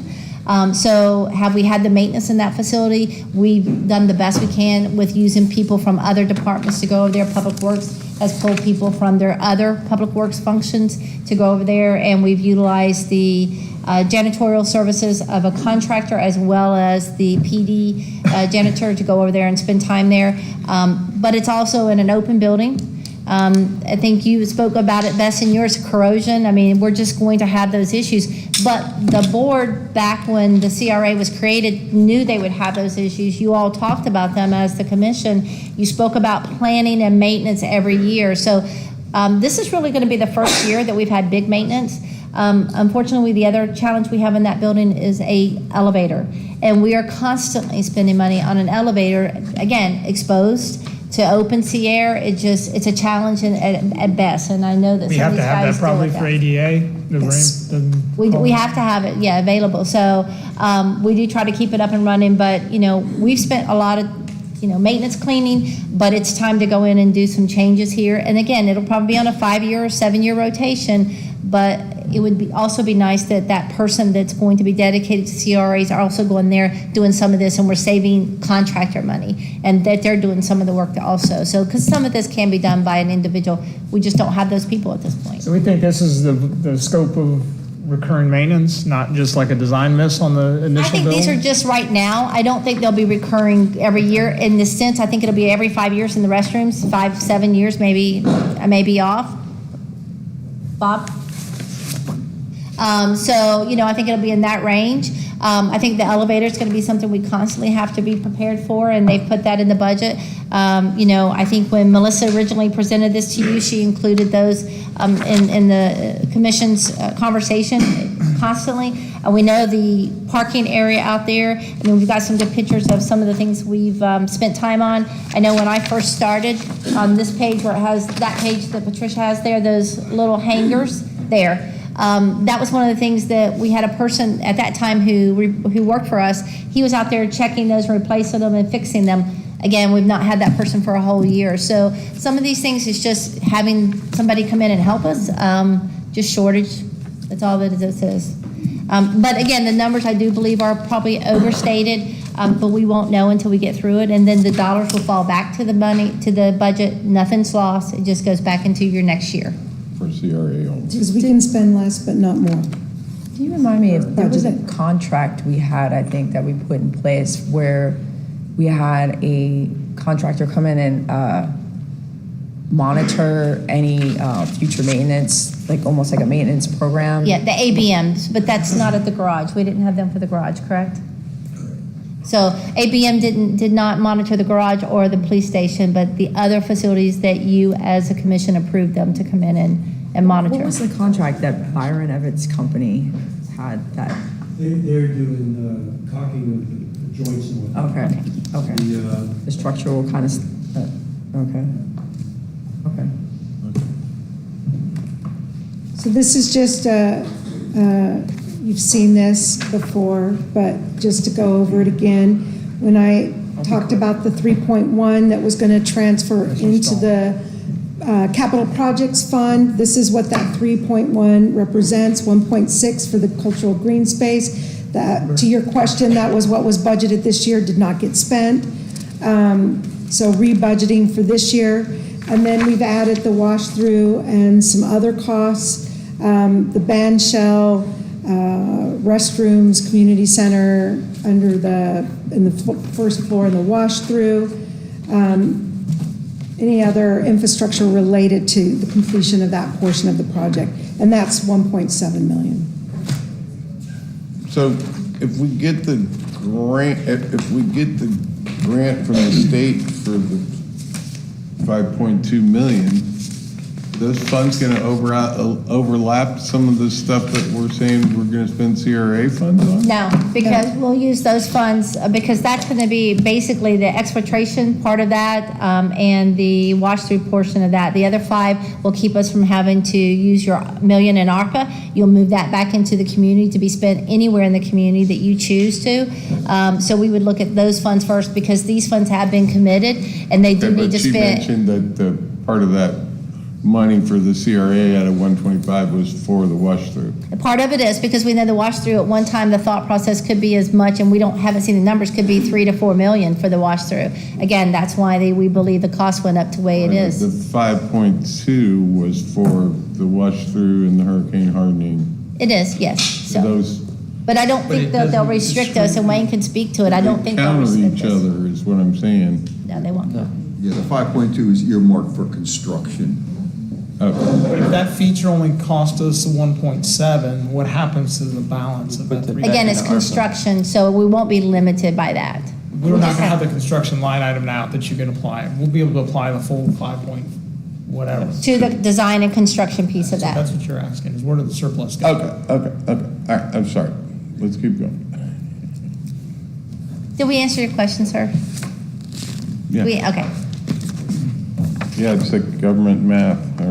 It just means if we receive the grant, we won't need debt, we won't need to use ARPA funds for the construction.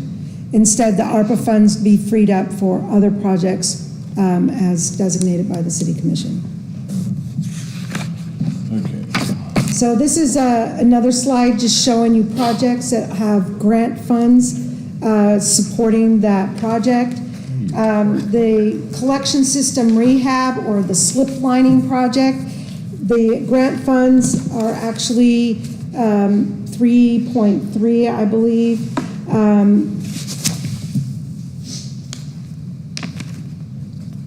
Well, the whole project is 3.3.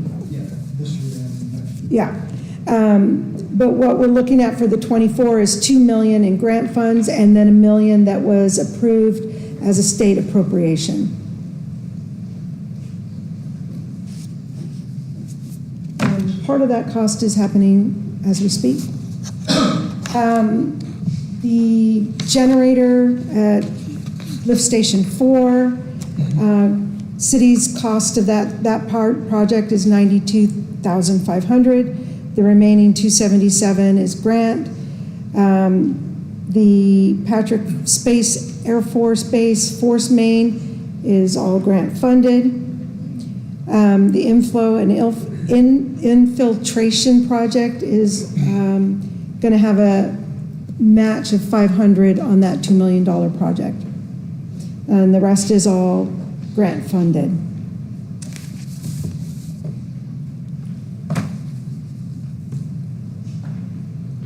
Some of the projects that got moved out to future years are listed on this slide.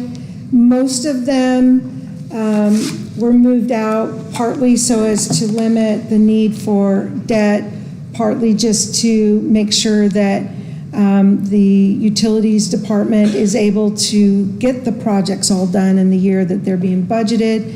In addition, the utilities department completed their rate study this year, and the City Commission approved the rate increases, and this will give the utilities fund time to build up the reserves necessary to roll out some of these future projects. So they were just deferred.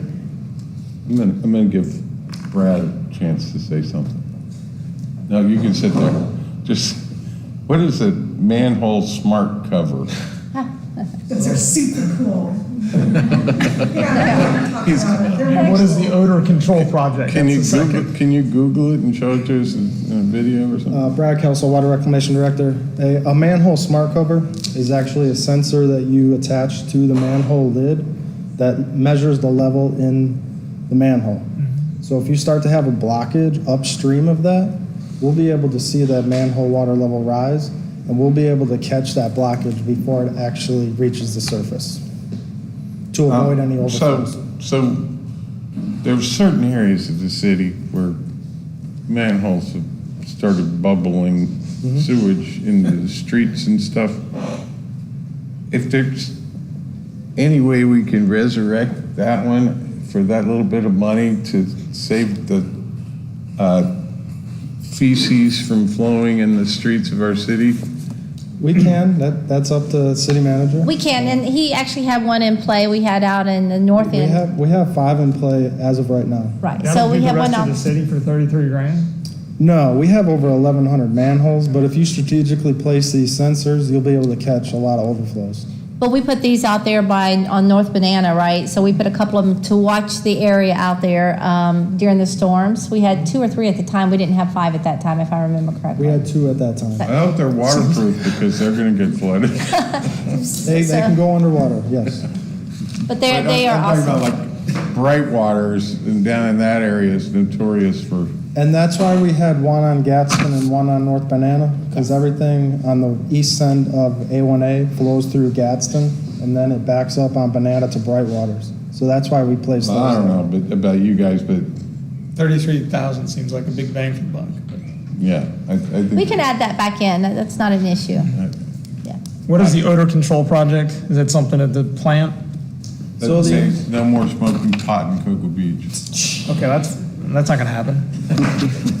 So we have one lift Or station. Sorry. We have one lift station that is a odor nuisance right now. It's the lift station on Belt Road in front of the dinosaur store. Yeah, that one's bad. So we need to do some type of project there, and that's also where the port discharges their sewer into, and the port's odor issues are very bad. So we're working with our engineering firm right now to try to resolve some of the odor issues at the port that could resolve odor issues at our city lift stations, which may not require a project for us, but a study still needs to be done for that station. And that's a pretty common study for a lot of cities is odor control. So there are a lot of engineering firms out there who do this for other cities, the same problem. We've also met with the port and even the zoo because of the future improvement of the aquarium. Thank you. So again, we've thought through that and had several meetings also about them funding some of that and paying for some of that because these are things that they send to us. So, and trying to determine what it is has been a big challenge too. We also looked at making an improvement out at the port at your area there before it gets to us. So not let it come downstream if we don't have to, or upstream, whichever way it is. If we can control it in that area, that would be the ideal situation. So that's the funds for the study, not actually implementing any kind of fix? That's project funds. I do have in professional service engineering and design. Is that something we can negotiate with the port if they're feeding that Yeah, and we're working on that. manifold or whatever? And it seems like that's right for charging them. Yeah. Do you think perhaps like a stack would help at all? My thought process is try to remove the hydrogen sulfide from the liquid water itself. They make many odor controls to remove the air hydrogen sulfide. But Proof that's not, it's very hard technology. If we can control the liquid hydrogen sulfide that's soluble, that will solve any air hydrogen sulfide as well, Okay. in my opinion. Yep. You just need more. And these were probably a little different. We truly did, if you remember, we did cut these projects because we had the conversation with Jay Glover and we talked about what we can fund or not fund. It was a hard look to see whether or not we looked at SRF loans, which are the state revolving loans. Again, we can always bring something back at mid-year or anytime during the year and present that to you for consideration. But we can make the adjustment for the manholes. I mean, we'll make it in next year's budget so we don't change our numbers this year. If you're okay with that, we'll bring that to you when we're ready to make the program change. We'll do a budget amendment at that time from reserves. Thank you.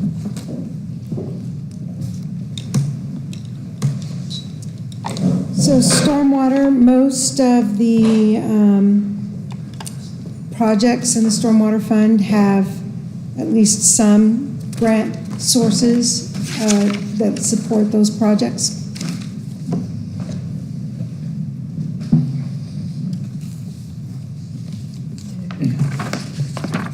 Some supplemental information. This is added to your, it was left on the desk here, that was added after the packets were submitted to city clerk. So you'll have this on the desk. This is just looking at some of the larger revenue sources for the golf course and looking at it year over year from 21, 22, and 23 year to date. So 23 is got 11 months out of the 12. But you can kind of see the first one, the biggest block there are the green fees. So that's the actual golf revenue of going out for play. And you can really see how that has changed over the last 3 years. This is looking at the golf fees month over month between last year, 22, and this year, 23.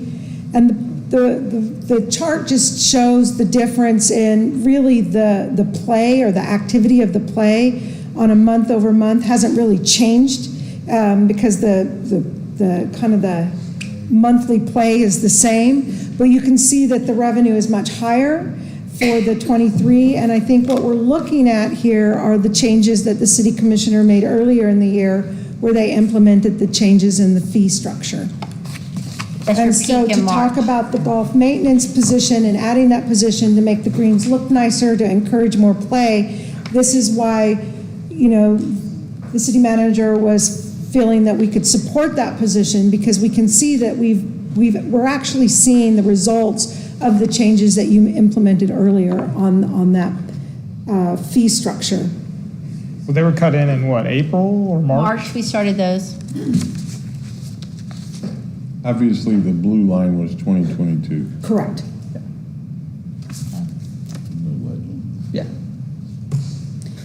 This is looking at the inflation comparison. So the blue blocks on this is looking at the actual budget in that fiscal year.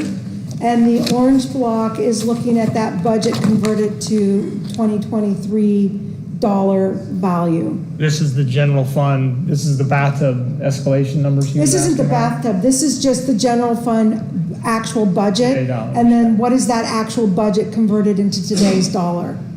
So it's just kind of looking at, you know, if you converted it, what does that look like? So Inflation normalized to see what 08 versus today looked like? actually, I didn't put it on here. I don't think I put it on here. It's the bathtub thing you were asking about. No, that's the next one. But that's all costs. Yeah, this is That's not it. She'll bring us a bathtub curve on Thursday. Love that. You love that bathtub curve.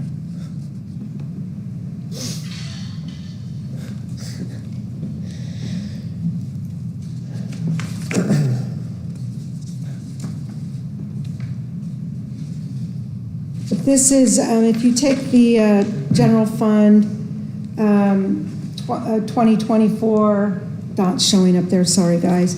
But if we took the 2024 proposed general fund budget and you converted it to what it would be in 2008, it would be about 28 million. The actual budget in 2008 was 22 million.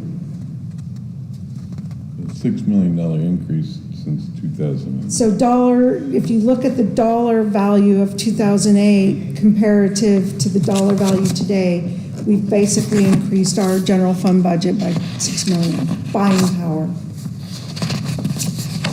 We're comparing orange columns. The orange on the left is 28 million, orange on the right is 40 million. So we're like $12 million of the growth in 15 years? The blue is the actual budget. Right. The orange is taking the actual budget and saying, what is that value in today's dollar? And that's what that orange looks at, that same dollar amount, but what is that value today? So a normalized inflation-adjusted comparison between what the city was spending in 08 and what they're spending now is 28 in 08 and 40 in 24. What? Yeah. This is just looking at taking the budget and converting it today's dollar. To answer the question from the city Commissioner William, is if you took today's budget, the 24 proposed budget, and you say, what is that value if you were to convert it into 2008 dollar? And you compare that, it was like 28 million. And if you took today's budget and convert it back, it's about worth 28 million. You look at the 2008 budget, it was about 22 million. So if you look at the buying power of today compared to 2008, we've increased our budget from 2008 to today by about 6 million buying power, net present value, the value of that.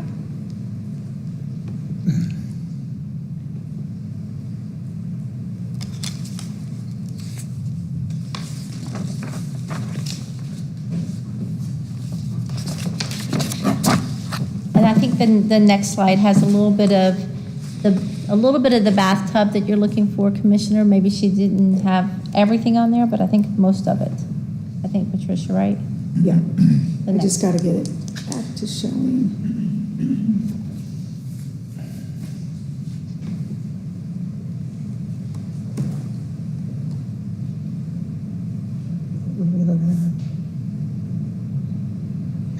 Hey, Kevin.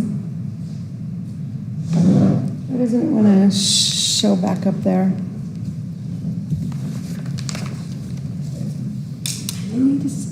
See if I can. this to show up there. This is the same information. Yeah, but this took 2007 to 2014 to get back to the same level. For spending the same amount of money. If you look at the green bar.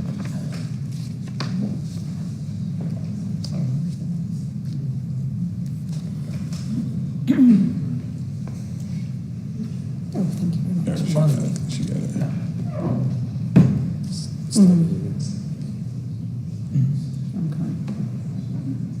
Kevin's trying to prove he needs that new software.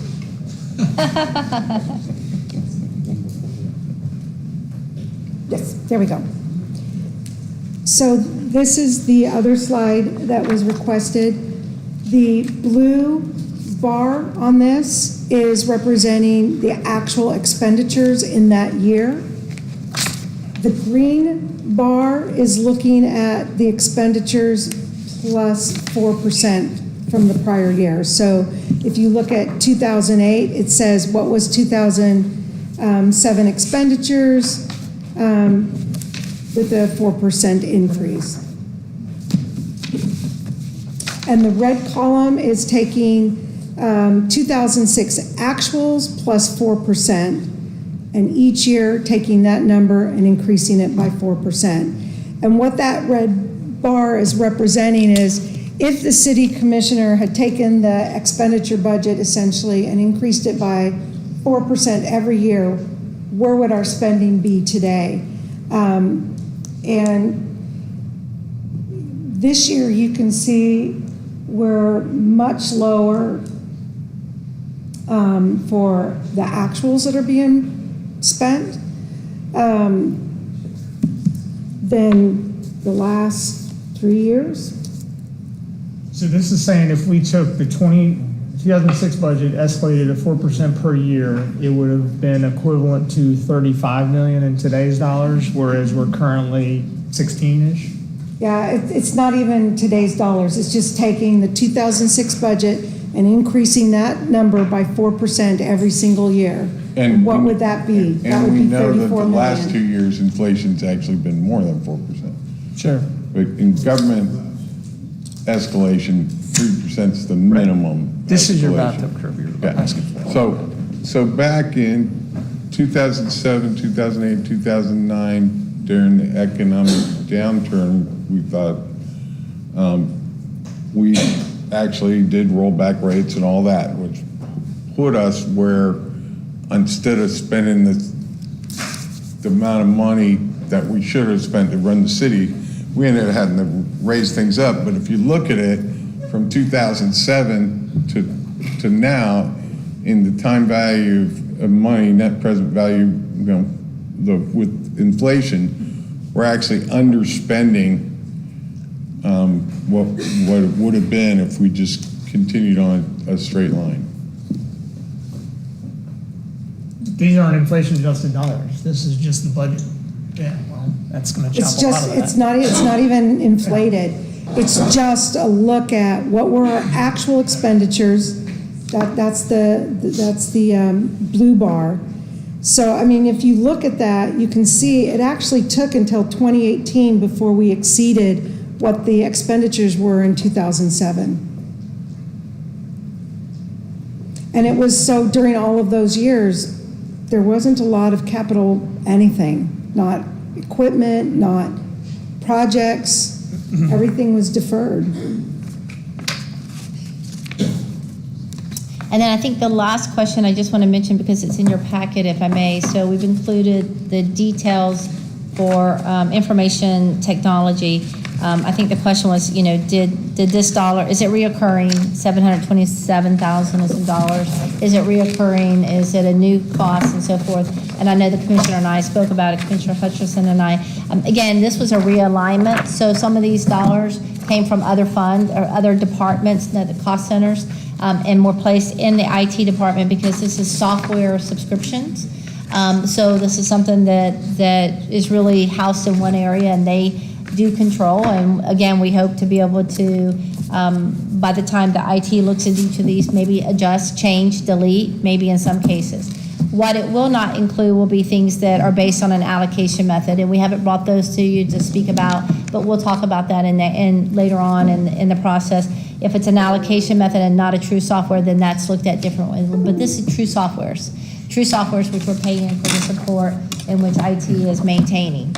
It's not new spending. I mean, I just saw it 0 last year, 760K this year, and the question asked is this is recurring? It was yes, so I was thinking, we've been spending 0, and going forward, we're gonna start spending. But it's just consolidating it from other. Just consolidate, and it will change. Obviously, there are some years that we have higher costs, and other years that we can reduce that cost. It's all what Kevin and them, their team really work hard to renegotiate or relook at. Sometimes a software, again, like Chief and Deputy Chief mentioned earlier, we change, we go back. So sometimes there's a cost change for that. But just again, general information, we try to put it all out there. I think their team did a great job of capturing everything.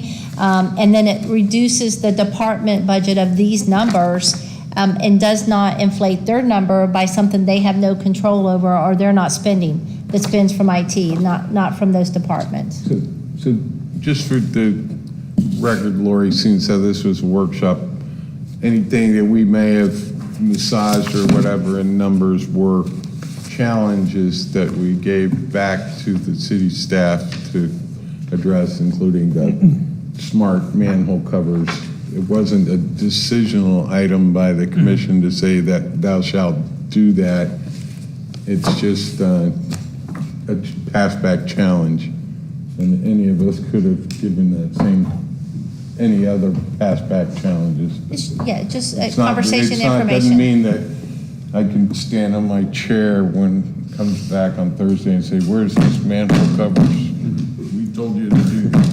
And they will not be included in Thursday's meeting. So that will be something we'll bring back to you in October or beyond, and we'll adjust the budget at that point in time. And you have a chance to vote I on it. just want to make that point. We're doing a lot of discussing up here, but don't feel like whatever you said is cast in concrete, because it isn't. So I got an idea that I kind of wanted to run by you guys, and I don't know if it's feasible or not, but what do you guys think about putting together basically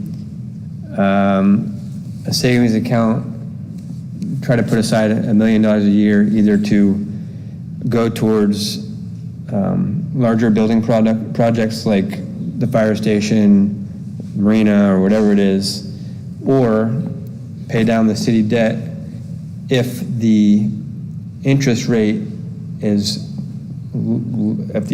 the savings is lower than the actual cost of the interest rate of the debt, then it would go to the debt. Whichever is higher, the interest rate of savings or debt would go towards either paying that down or putting towards the savings account for our larger projects. That way we don't have this problem in the future where we're trying to take a loan out for something or we don't have the money for it. Let's just put money aside for it now so that we don't. So we're either building towards a fund for building or going towards paying off debt.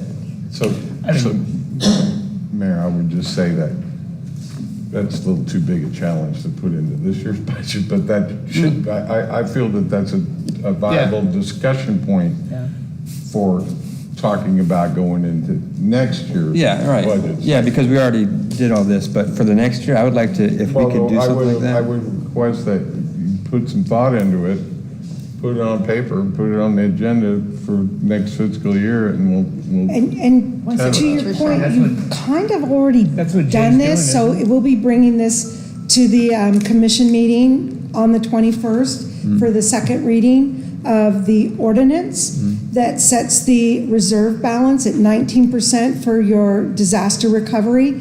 But that's not the full scope of your commitment to the reserve balance. That's just that percentage is set for that specific thing. So you've kind of already identified that. Right. You can elect to set any portion of your reserve balance above that 19%. You can commit it at any point in time. You don't need to necessarily budget for that. You can just say at a commission meeting that I want to commit $500,000 of our reserves every year to this. Yeah. And it's just a commitment. You can add it as an agenda item that you just want to do it that week, that You're month. thinking a higher rate to fund this, or are we cutting projects?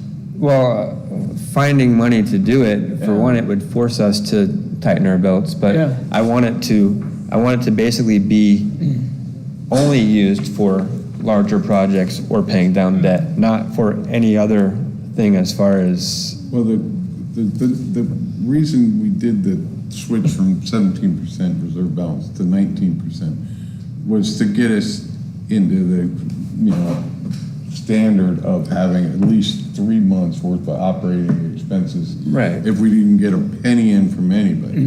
But that's just emergency. I'm just talking about because Right. we So have what stuff she's that's going to saying need is to be right rebuilt. now we have like 21%, right? Right. Correct. In our reserves.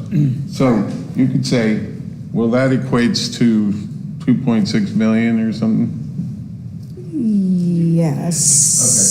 So you could, How about what you're trying to say is 1.4. 3.4. Okay. You're saying, instead of just letting that sit in our banking account at almost nothing, should we go invest it at 4% somewhere? That's what Jay's doing, isn't it? That's what Jay does. There's a what he's saying. difference I think you're between saying- No, I'm committing saying- the funds and spending. Okay, So if you're gonna looking at- spend them, We never you'll prepare need for to the do it in the future. We budget. never save for a future And you're building. saying like almost create an enterprise fund with Yes. no expenses that you just put money into No, but- for but- future expenses. But you as the commission can commit funds at any point in time. Doesn't mean you're spending them, because you spend them by budget. But you can commit at any point. So for example, 5 years ago, the city commission made the decision to commit 1 million of future ad valorem for the purpose of city hall construction. And at that point, that $1 million was now unavailable for other budgeting purposes. Yes. Right? I want, yeah. Now, when it came time to spending, it had to then be budgeted. Right, but I think It was in a he's- lockbox. I want it in a He lockbox. doesn't want to put it against a specific project. You don't need to. Okay, so he You wants can to just commit it say- to Only larger building unfunded products. future expenses, UFEs. However you choose to commit it. So what the law says is, however the city commission commits funds is how you would uncommit them. So if you just made a decision and it became part of the minutes, then you just make the decision to uncommit them in the same way. With your 19% that you've now committed to be for purposes of disaster recovery, you did that by ordinance, so you can only undo that by ordinance. So it's the level that you committed is the same level you uncommitted. And how you define it is So in that same restricted one that you'll approve or disapprove, whatever you choose to do on Thursday night, says that we increase it by 1% of a year. So you're doing that by what you're doing in that ordinance. So you're going from 19 to 21, which we already are, and we'll increase it by another % next year, so you'll go to 22%. In theory, the point is to be at 25%, which is the recommended by Gatsby, by GFOA actually standards, to have as your reserve. But again, you can choose to use those dollars. So you really did that by changing the reserve policy. You, in essence, have done that, and you'll finish that by approving that ordinance on Thursday night. And then, as Patricia said, the way you wish to spend the money, that's up to you. If at mid-year you come in and you say, this money's set in the bank, we've now stopped earning from a 5 or 6% to a 2%, now I want to pay that down. Right. That's a choice you all have, and you use your investment report to tell us that's what you wish to do. Jay would also come here before you and give you suggestions, because that's the first thing he should do is, hey, we've got a change, a fluctuation in the market, a change in what's happening. I suggest you make a change. So that's what he would do as your financial advisor, third party, that would come before you and speak. As of now, by ordinance, there's 19% of that general fund reserve, so we can't touch. 17 until Thursday night, and then you effectively go to 19%. Yes, sir. Thursday night, 19. Is that restricted to operating, or could it be used? I think you're No, trying to do a that's- similar thing for capital projects. So that's just for emergency Operations. Operations. 19 for emergency, Right. but you've got 21 in there, so you Right. still have 2% more that you can use any way you wish, and we'll figure out what that number is and bring it to you. We just didn't have that. And you, this evening. you can commit, you as the commission can commit at any point. Yeah. So you could say, if I've got 2 million of reserves above and beyond that 19%, and I want to commit 500 to future projects or future debt retirement, you can do that. Can we allocate money beyond the reserves? Like keep the reserves for the reserves and then allocate a separate amount? Yes, you can. Yes, you can. Yeah. My goal is basically to either pay down the debt or at least save for future projects so we're not taking on more debt. That's the whole reason behind this. I don't want debt. I don't like it. I understand that people want to amortize it so that their kids and their kids' kids can pay for it, and I don't want to do that to them. So let me just, because we got, Robin was a budget person and Paula is definitely a budget person. So we have X amount of reserves right now. We know we can't spend the 19%, okay, as of Thursday night. But you, as city staff, can't dip into those reserves without telling us why you want to do that. So we basically already have a savings account. So the 19%, we can't even use that for budget purposes at all because you've now Right. committed that, restricted it But essentially. the other 2% right now isn't going anywhere unless we authorize it? It becomes part of the budget process. So historically, they've met the requirements for the reserve balance. And if you spent less in the prior year or earned more revenues from whatever reason than was budgeted, your reserve balance from the expected would go up. And in the past, the city has used that prior year increase in fund balance as part of their upcoming year balancing process. For this year, for the 24 budget year, the direction from city manager was not to use any of that increase in the reserve balance, but to balance the revenues and the expenditures. That's a little different from what we've done historically. Historically, we've used whatever was available from the ending fiscal year to go into that pot of available sources to match the expenditures. They didn't do that this year, so it was a little bit less. That's why some of the additional projects got deferred because we were matching the revenue and the expenditure with nothing coming in from whatever we end the year with.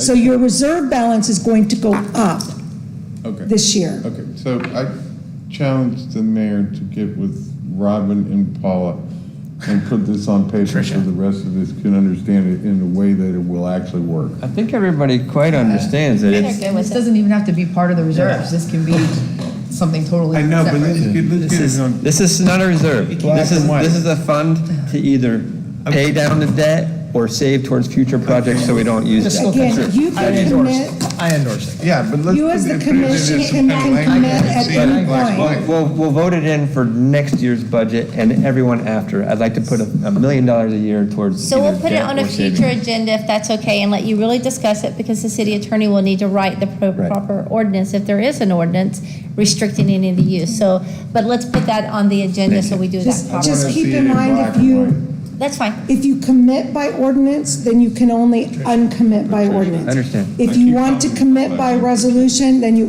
uncommit by resolution. If you just want to commit by a meeting and it goes into the minutes, then that's how you would uncommit it. It's just the level of difficulty that undo what you've done.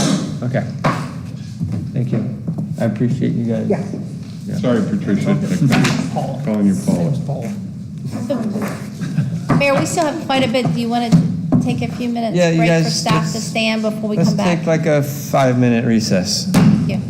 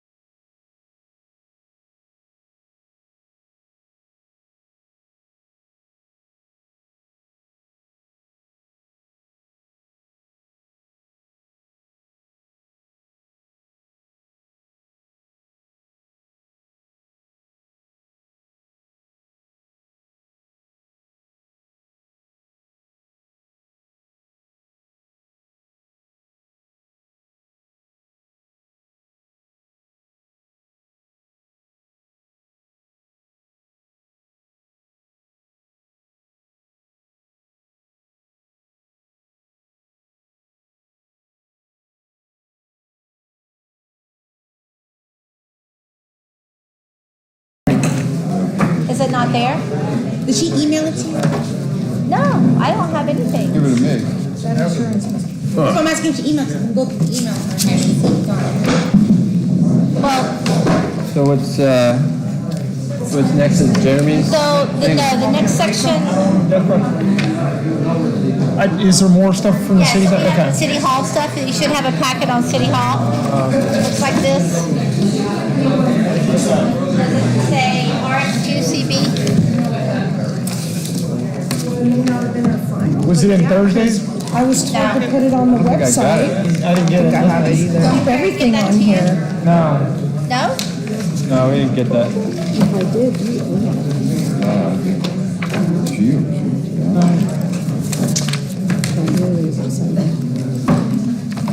We'll just watch the slides. I think they're trying to find them. Lori doesn't have them, so. We're What's the adjourned. date? What's the date? I know. You gotta read this. These stand on their own now, so. That's it. Offline, you can read where I'm at. I read it. It may not be the final, but it's what we posted on the I wanted to offer website. you guys some insight to Jeremy's brain. So we'll send out the slides to you, but they're here on the screen. What do they do with it? I know. There you go, there you go, there you go. Yeah, I got it. Right there. The slides are all good. It's good. Okay, and we'll send these to you, but, a couple weeks ago, and I don't know, Commissioner Hutcherson, maybe 5 weeks ago, we sat down and went through City Hall with you and put this on the board. So what you see now before you, for each of you, is really a summary of how we started, at least since I started with the city, and we started a little bit before that, how we arrived at the City Hall and where we're at with the numbers and so forth. We've tried to account for all the iterations.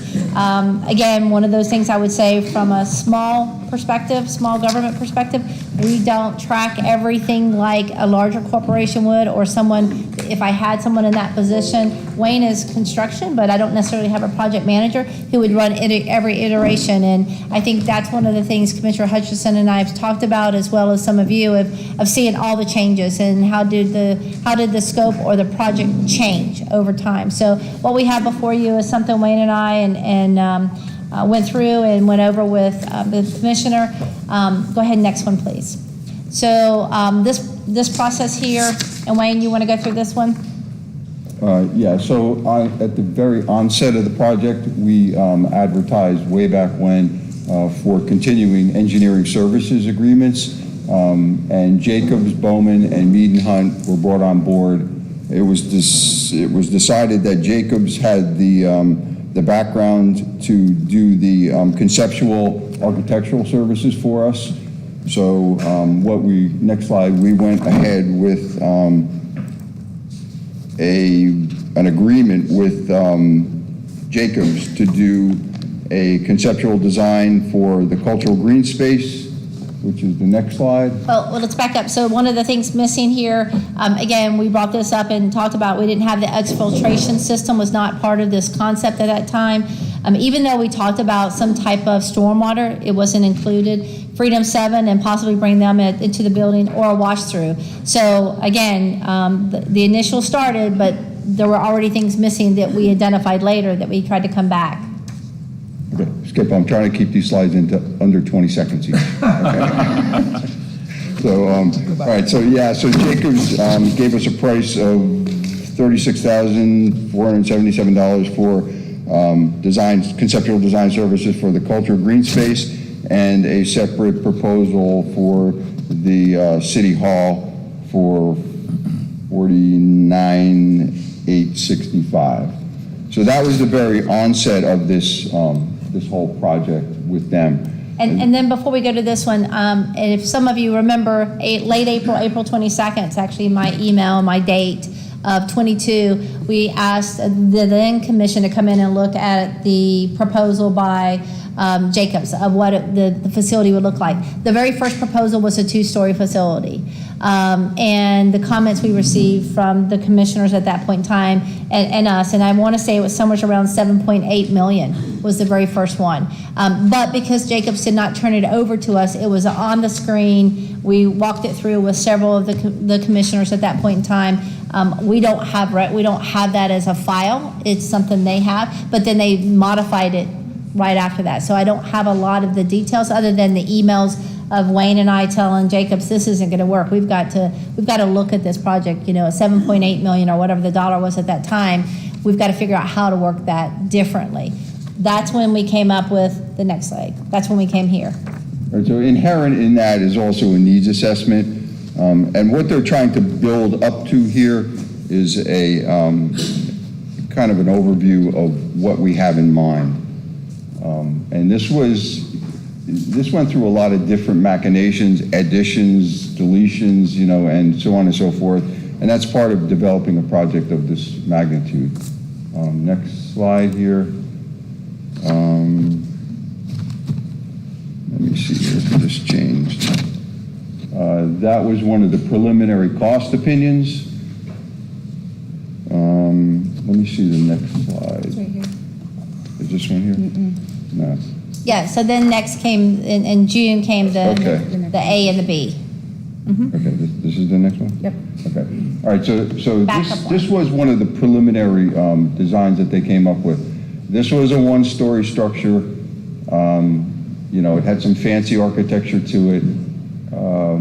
One of the things that this actually changed, but one of the things we wanted to point out, and it didn't get into this. Oh, yeah, it did. I'm sorry. On the top right, what the architect did at that time was they included a potential future annex building. What we realized is they were crying out to us and telling us that what we had there was not going to have enough space for us in the long run. Plus it also had Go back one, if you could. Okay, you're saying that annex was to supplement the one on the left side? That's correct. Yeah. And that's in the plans. You can see those are still online. And then also it has underground or underneath parking, but also was a raised structure. Yeah, so another thing on that next slide, Karen, is if you look at the annex building, they realized also, I mean, they were trying to address two things with that annex building. They were trying to address parking, and they were also trying to kind of point out to us that, you know, we want something that's resilient to storm surge. So that structure is elevated there. And then I think this is the June commission meeting, these drawings here, June of 22. I don't remember which meeting, the first meeting or second meeting, but that would have been the June 22 commission meeting. All right, so this next slide was permission to put an RFQ out, I believe. Is that what we're saying? Yeah. Okay, so we got permission to put an RFQ out, which went out with an RFQ and a design criteria package. Okay, and there's been some talk about the dollar amount in that document. If you look at this first paragraph up here, we have the latitude to change anything in that RFQ that's in the best interest of the city. So that's just something that I wanted to point out.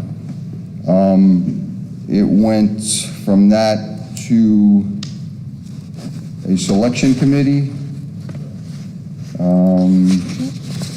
and then it went to, what else we got here? Okay, it went to the selection of W&J. W&J. Okay. And then it went. Well, then we had the first week of October, and the last week of October we had hurricanes. Okay, so this was kind of a storm and a hurricane. This was a benchmark moment, and another thing that's been questioned is, so how did we magically come up with this elevated structure with a wash through?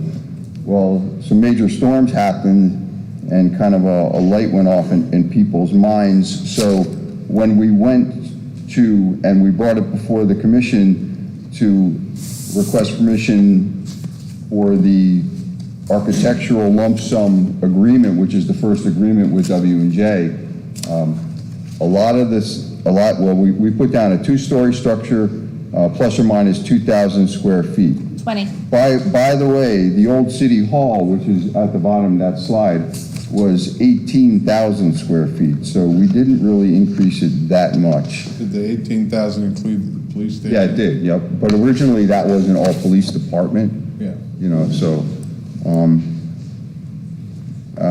we went to, where are we here? All right, so we went to authorization to execute that agreement with W&J. And then we had input from citizens committees, and that was brought before the commission. We had a cultural green space committee, and we had a city hall committee. We took all the recommendations at the direction of the commission back to the architect and had them look at everything and incorporate whatever they could into the project that made sense, which was done. A lot of the items in that agreement, the lump sum architectural agreement, were TBD, to be determined, which is part and parcel to a design build project. So where we're at right now is we brought it to commission a month or two ago with a not to exceed 11.5, and W&J is in the process. We got our plan set to 100%. The 100% plan set went in with the grant application. That's a really very important thing in a grant. When they see 100% plan set, they know that you're shovel ready. Another thing with, I think there's the last slide, I'm going to talk a little bit about the grant because we painstakingly got that together and put a lot of time into it. But we also got the endorsement and the recommendation of Senator Mayfield, and you can have a letter of endorsement in your grant application. That carries a tremendous amount of weight. So, you know, we're just kind of doing this deal with the grant, but, you know, we try our best. And so what's going on right now is W&J has a plan set that is of the quality, 100% plan set that they put out to all their subcontractors. W&J does this on a regular basis. They have reliable subcontractors that they deal with all the time. They're going to get good numbers, and they're in the process now of compiling the GMP, which is going to come back to you guys on October 5th. In that GMP is also going to be a construction schedule. You know, normally, most of the ones I've seen, it's a grant chart, but it's tied into the grant or into the contract agreement, and there's liquidated damages if they don't meet that. So all of this stuff here that we just showed you is preliminary that led up to what this is actual now. This is none of this, you know, on this date, we met with the architect, it changed back and forth, blah, blah, blah, blah, blah, blah, blah. This is the building that, you know, the architect designed, that W&J is bidding on, that we're gonna get a price on. So this is kind of past history now. Can I ask? I'll answer any question. What departments are we actually putting in the city hall building? What all departments? So you'll have city clerk, city manager, commission has an area also, as well as IT, development services, finance, HR, and who did I miss? Public information officer. What? I'm part of the city manager. Well, she's part of city manager. Seems like I'm missing one division, so, but those are the departments that are. Everybody but Public Works, is it an easier Well, list? Public Works stays at Public sure. Works Water with reclamation. utilities, but we move everyone else to City Hall. Anything that's a front facing to the public should be at City Hall. So front-facing, first of all, is usually finance because of parking and so forth, development services because those are their permitting systems and your, things when you're doing building. The other thing will be IT to service the PD and the fire department as well as City Hall. So I'm trying to remember if I missed Just somebody. real quick, IT, they're remote even right now, they're over here, right? They did. So if we had to drop some space, IT could really do it from Public Works still? No, because you're gonna have a commission chamber and you're gonna have the downstairs room, so you're gonna have someone there active for those rooms to operate those rooms when needed. I don't know when that'll be. We'll have to look at the scheduling, but that's also gonna be your hub of your new firewall hub and your EOC and some of your kind of more sensitive equipment, Wi-Fi and so forth, all comes through that facility. I think you're only talking 6 people. Yeah, okay. I just wasn't sure if there's any departments that we could still keep at Public Sure. Works to try to keep maybe some of that square footage down to make Mr. Hutchison happy. I'm just messing with It's you. not about making But- me happy. No, but It's I'm about saying, making- for the residents that really are concerned that we're building something that might be greater than what we need, because we could probably keep some people at, I think Public they've Works. gone through and really consolidated what they could. I mean, Yeah. I don't think you want to go down any more. I think they've squished in what they could from Just Yeah. checking to see if there's anything that, I mean, like I've said before, my concern is we're gonna have unused capacity. We've got the entire city hall crammed in there. I'm not saying that's a long-term solution, but that's now gonna be unused capacity if everyone moves out. So, I mean, the size, I get it, we're at 20,000. Actually, I kind of don't get it because it was 18,000 prior with some portion of the police department. So you extract that out, 15,000. But now you also have a community 30% room above that. in there and a chamber that's larger. So if you look at those two spaces too. I get it. I mean, I'm 1 of 5. I'm just saying, I think there's been massive scope creep. The list had said they opened it up and everyone added the requirements, and if we're not managing the cost. No, I mean, I appreciate got 100%. significant growth. I appreciate you painstakingly going through the budget, all your stuff. I mean, you're right on. I mean, that's what the residents want to hear is that we're actually going through this stuff and we're fine tooth combing it, and I applaud you for that.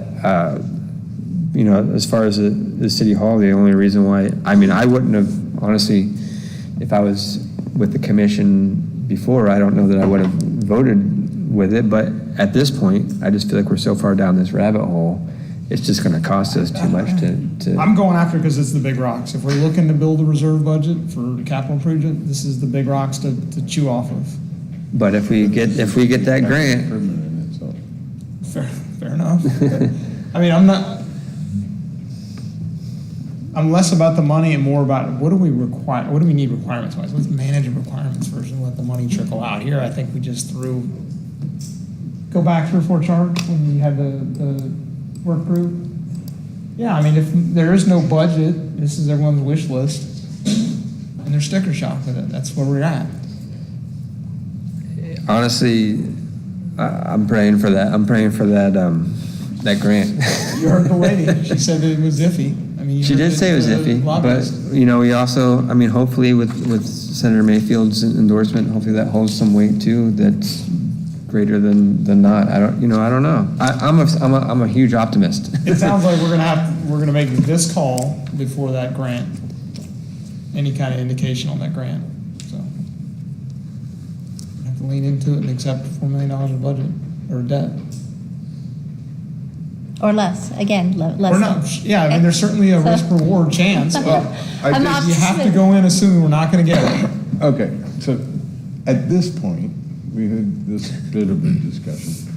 And we know the grant's 50-50 at best. But at this point, we're waiting on the guaranteed maximum price from W&J. Then we're gonna have another discussion. Right, that's gonna be October 5th. But we're just gonna be that much more pregnant, if you will. And we're saying we've gotta go down this road because we're so far along, we're just gonna be another month along. No, it's just like any other project. You can kill a project anytime you want, if you got the votes. You know? You guys know where I stand. I think it's way overbuilt. I think it's too expensive.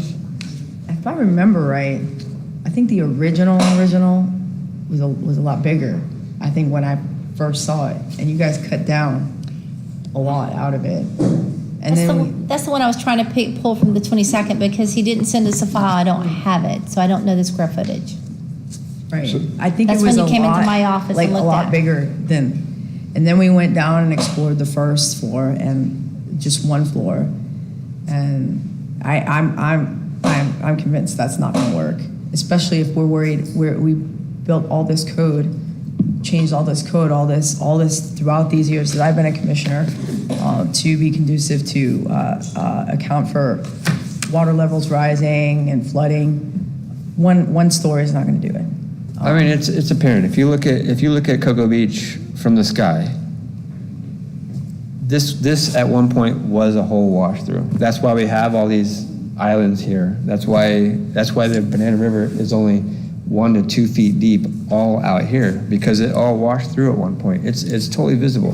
If it happened before, it can happen again. Will that structure hold through? Who knows? We might lose everything and keep just a city hall and whatever. But Actually, so it one of is the things- actually just one floor, and we just raised it Yeah. up on stilts, except for the community We're gonna be room. back So in this I don't know how much more you can shave off of it. Right under that So- front. I mean, Right there. And One keep of the in mind, things with this presentation too, is this is the chronology of how we got here. The commission gave us permission at every single juncture in this. So if you want to stop this project, it's going to cost. And you know, who's going to, that's a factor. And to get that train back in the station, it's going to cost you. So here's a question in your opinion. If we were to right now squash this idea, this plan that we've already put money into, our feasibility and all our other stuff, and then we're gonna start all over with a new idea and a new project, smaller, whatever it is, how much money did we just throw down the toilet? $1 million. $1 million. actually a little more than that, probably closer to 1.3. I thought it was firm fix for him to do design iterations. The So- 680 was a fixed fee for design iterations. No, 686. we signed a lump sum agreement for architectural design Right. for $863,000. Right. That's been completed. We're on the hook Right. for that. Right, but within that, we can do design iterations. I explicitly asked that in January committee, because what? I was the only one that denied that in January, is we need to get requirements nailed down before we go funding these guys, and the answer was that is gonna fund iterations And that's what we've and gone cost through is down. all those changes. It still hasn't changed. It's still 800 and some thousand. So your question is, if you're changing the scope, that should be covered in that 860 or whatever the number is. I would assume that it wouldn't be just scrapping the whole idea and starting all over. Right. I mean, it'd be That was what was modifying. discussed in January, is that was a fixed design fee. But I would say that, I don't know, we'd have to look at the contract to see what the contract says too on timeline. So how long do you delay? I mean, those are things that you would all have to be involved I in. mean, for what I'm thinking is to just lose $1 million and then start all over, and then however much it costs to redesign and do whatever else we want to do, and then not have a wash through and not be eligible for that grant. You'll not be eligible for that. Yeah, grant. we're not getting that grant. Then we're all that out of pocket. At least with this The grant. other thing is, inflation's still going up. Yeah, the longer we wait, the more it's going to cost. That's what I'm saying. The next step is to get the guaranteed maximum price. Yeah. If it comes back at 15.5 million. No, there's no way. I would never do that to the citizens. 11.5 or below. Yeah. All right, so then what's that threshold? What's the no-go threshold? Well, It's right now, if I 11.5. was W&J. So we're okay with $4.9 million worth of debt. No. If I was- $3.9 million worth of debt. If I was W&J and the city only authorized 11.5. He's I'm gonna hit 11.5. I'm gonna come back with numbers below 11.5. Yeah. 11.4. Probably. I mean, meanwhile, you got to think, all these employees here are squished into these rooms. I didn't I- vote for that plan. How much longer are we going to make them work like this? Because it's not conducive to We can the work afford- environment, and inflation's going to keep going up. I don't know how much more you can shave off of this. It's basically a one-floor city hall just on stilts. So I don't know what else you can take away from it.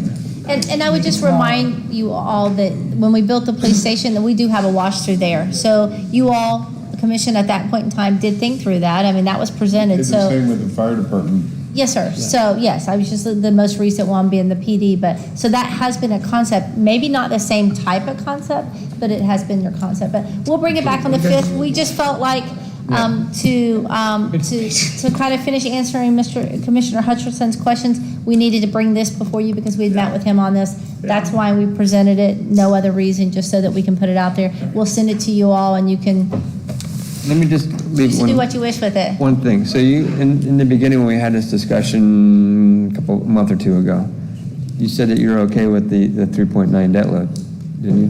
No, my conversation at the time was, we've hired a professional to manage our debt to investment ratio. So if debt is cheap and we're making money, I'm okay with taking debt on. That was the context of that conversation. The number, 3.9, 4.9, whatever we decide on, that's a whole different issue. But the fact that we have debt is not the issue, because we've got. It's $345 per resident is what that comes out to. No, I understand that, but the context of that conversation was we have a professional that's keeping reserves open because they're making more than that $394 per resident on investment returns to offset that. So Yes. it makes sense to keep that debt. That was, About 1% more than what it would cost for us to borrow, we'd be making. at some point, those change and we Exactly. pay that And that's debt why off. I want to do the fund to pay if it goes below. Because I want to pay that off as soon as possible. Okay, I'm going to run through the strategic plan real quick because, again, we can continue speaking. We've provided you, and again, we don't have to go in these in details, but we've provided you each of the strategic plans that you, as commission, adopted and we went through for 2 nights. We've also provided you a spreadsheet, and that's part of your packet, tying each of the line items, and I'm just going to use the wastewater one. So we've tied back line items and the dollar amounts in the budget that relate to those. So we're not there on performance indicators yet, or the output of what this means. But if you look at this, one of the items is under his initiative, make continuous efforts to get grant funding. CDBG grant was $2 million. There's a line item there and a dollar amount. If you go on down to the repair manholes, so 1,100 of them total, inflow and infiltration project, 1 million, and there's a county string. So we try to tie this strategic plan that was adopted or accepted by you all, and that'll actually be at your final meeting next week or on Thursday, I'm sorry, that you actually approve it. But we try to tie it to a accounting string so that you can see that we did fund the items that we said were priority. The 2 areas that are more challenging, we did that with the stormwater and the utilities. Those are 2 of your operation departments. Much easier to tie those to accounting string and projects. When you get into hurricane preparedness and public safety, that's what these gentlemen do. That's what Public Works is also part of, and all of us in general. So we do tie a few of the line items to those items where we can, but keep in mind that's something we will have to really work on because we don't fund extra money to cover the things that we have to do anyway. Those are really operational things that we do no matter what. We're always prepared for a hurricane or natural disaster, and we always have to prepare on public safety. What we've changed on public safety is probably the 2 items of most noted would be the beach rangers and the traffic enforcement. We increased their hours so that we can have them out in the public more. So that's increased and presented some, I think, opportunities in this particular one, but that was in this year's budget, so it's not, or in this current year we're working in, getting ready to finish up. So there's not a lot on those 2 tied back to the budget because that's what we do on an operating date basis. And if you don't have those, I can give those to you. I have mine. But they're definitely should be part of the online, right, Lori? Okay. But we will definitely come back to you with some performance indicators or some measures on how we can see success or other, and talk to you about what are the outputs that you believe belong with each of those categories. So we just want to present that to you so that you have an opportunity to look at it and ask us any questions. I just something popped out at me when I was looking at the stormwater improvements part of it, and I was looking at the initiatives, especially the goal reduce annual nutrient loading to the Banana River Lagoon. I didn't know if this should be here or what the status was, but the McNabb Park or Dempsey Park, like Living Shoreline project, should that be under here? And Jared, I'll let him come up and speak to that. It's on stormwater, stormwater? It's like, So, like, I think it's, I forgot the official name of it, like Living Shoreline. I think it's nearly complete. It's not too far from. do you have it, Jared? Do you want to see I mine? don't have it. Can I see that? Yes, you can.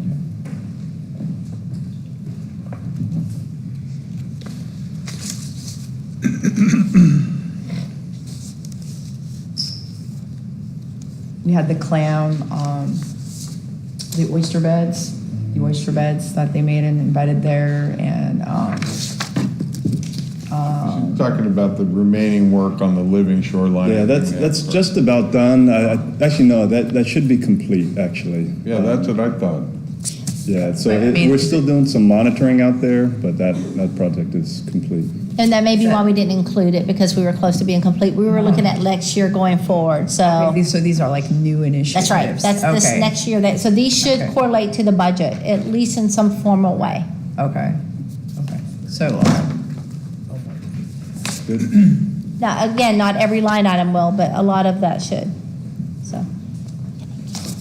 So those are just the, again, data, information, so let us know if you have questions, and we'll be glad to go over it. So that's it from staff. All right, that's it for staff reports. I just want to give the public one more chance to say something if they want from what they've heard. Thank you very much for the opportunity. I wanted to comment about the mutual aid situation for just to go over, because I was talking with Chief Mullins. Here's the thing about the mutual aid. As to the fire department, Cocoa Beach does it for the county. When we get help from the sheriff's department, they help us. We go up to the county also for local calls to help out the sheriff if they need it in the county. But Cocoa Beach residents also pay county taxes. So I have no heartburn about ever getting the county to do anything for me, because we pay both the municipality and the county. It is not that way when we provide services for the county. So if I confused you, I don't mean to confuse you about that, but just Cocoa municipal taxpayers pay both taxes, both to the municipality and to the county. So when we get help from them, hey, bring it on. As to the police vehicles, I know that's become a standard in the industry, and I also know how it evolved with Buddy Ayers when he was chief, and I don't think there was any radius under which they recruited police officers. We also put gas in those vehicles. So just to know that I've never seen that expense on any budget anywhere. I guess I could ask for it. Maybe I'd get it, that kind of detail.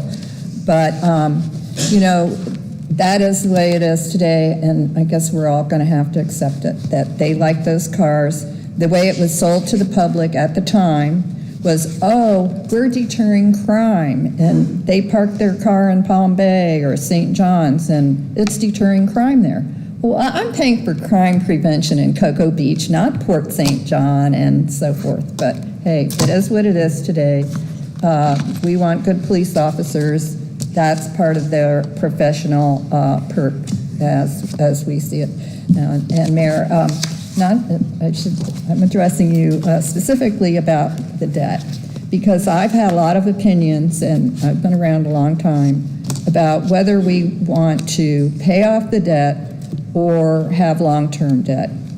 And so if it's a small thing, yeah, we don't want to have that where we're paying a lot of interest for a long period of time. But I also have come to the point in my life where I want my grown-up kids to pay for that new city hall. I don't want to pay for it all. I want my grandchildren living here to pay their share for that city hall they're going to be using. So maybe you want to look at it from a point of view of not paying off all of the debt, but maybe when economic times improve, to refinance it for more favorable terms. Thank you very much. It was a great meeting. Thank you. Commission? I'd be happy to go through this. I think it will stand on its own 2 feet. If you guys want to take it, this is my position. Things I'm going to bring up or vote on Thursday. I can answer questions, I can brief it, whatever. I'm okay with it. I mean, I think Skip's going to fall asleep, but. I won't be 10 minutes to slide. I'm okay. Mr. Jackson? I'd like to hear it. Commissioner Jackson. Yeah, I think you have some amazing stuff to say. So, yeah, go ahead, Rick. I'm sorry. Sure, come on up. And I'm going to go back about 2 hours. Rick Anderson, 1800 Minutemen Causeway. One of the things that I was wondering about was the 100,000-mile life expectancy on the vehicles. I know that these vehicles are under severe service, but I'm also a retired ASE master technician, and I know that the life expectancy of vehicles from like the 1980s to now is 2.5 to 3 times what it was then. So I'm wondering about that 100,000-mile life expectancy and why that couldn't possibly be 150,000 miles. And one thing I know about modern vehicles is that maintenance is absolutely critical. And I also know that the manufacturers have gone to like a thinner weight motor oil. And I heard something about engine problems with the Dodge Chargers. Well, a lot of these engine problems have been proven to be caused by the thinner weight motor oil that the manufacturers have used, especially when you're using the same recommendation in Florida that you're using in Minnesota. It just doesn't make any sense. So my point is, I think that it would be possible to get 150,000 miles life expectancy out of the vehicles with maybe some maintenance adjustments and some proper maintenance without degrading the performance of them. And that's a 50% increase in the life expectancy of the vehicles. I think it would be significant. Thank you, Rick. All right. Okay, go ahead. Yes. I wanted to thank everybody. A lot of time. We went through a lot of stuff tonight. I think it's good education for some of us, things I didn't know before I came tonight. But I was very disappointed because I did ask a question privately at the end. All these cuts that we saw up here, and I think that was your question, Skip, this was before the budget was ever proposed 3 weeks ago. So all of our comments and all of our effort and everything that we put out, asking questions, trying to push back at things, I kind of feel like we wasted our time because this stuff was already taken out before we ever saw the thing 3 weeks ago.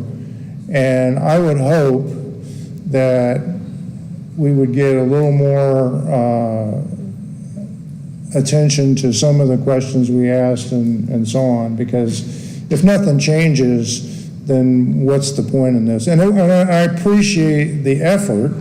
I appreciate your time and everything, but at the same time, if we try to participate in the process and show that we're concerned about things in our city and nothing ever changes because the decisions are already locked in stone anyway, you know, I don't know, I just feel like it was a big letdown for me to find out that this was all for show and it didn't really get into anything after the first meeting we had a few weeks ago.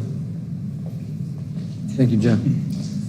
Honestly, I appreciate your guys' emails and your comments, and I listen to them, and honestly, you help me shape my questions and stuff like that. So don't think that you're wasting your time, because at least for me, I listen to you, I hear it. So, and I do talk with the city manager about some of the questions that you have and stuff like that. And, you know, some of the stuff she's already got figured out, or I've tried to figure stuff out too. And she said, you know, some of the stuff in this budget is this way because of this. Like, like some of the discussion that, me and Jeremy are having about how far we've gone into a project and can we back out with how much money we're going to waste. So there's lots of variables to it that maybe you didn't necessarily get a response to, but it has been discussed behind the doors, and at least for me, I listened to what you had to say, and even I think you were one of the ones I think that brought up the question about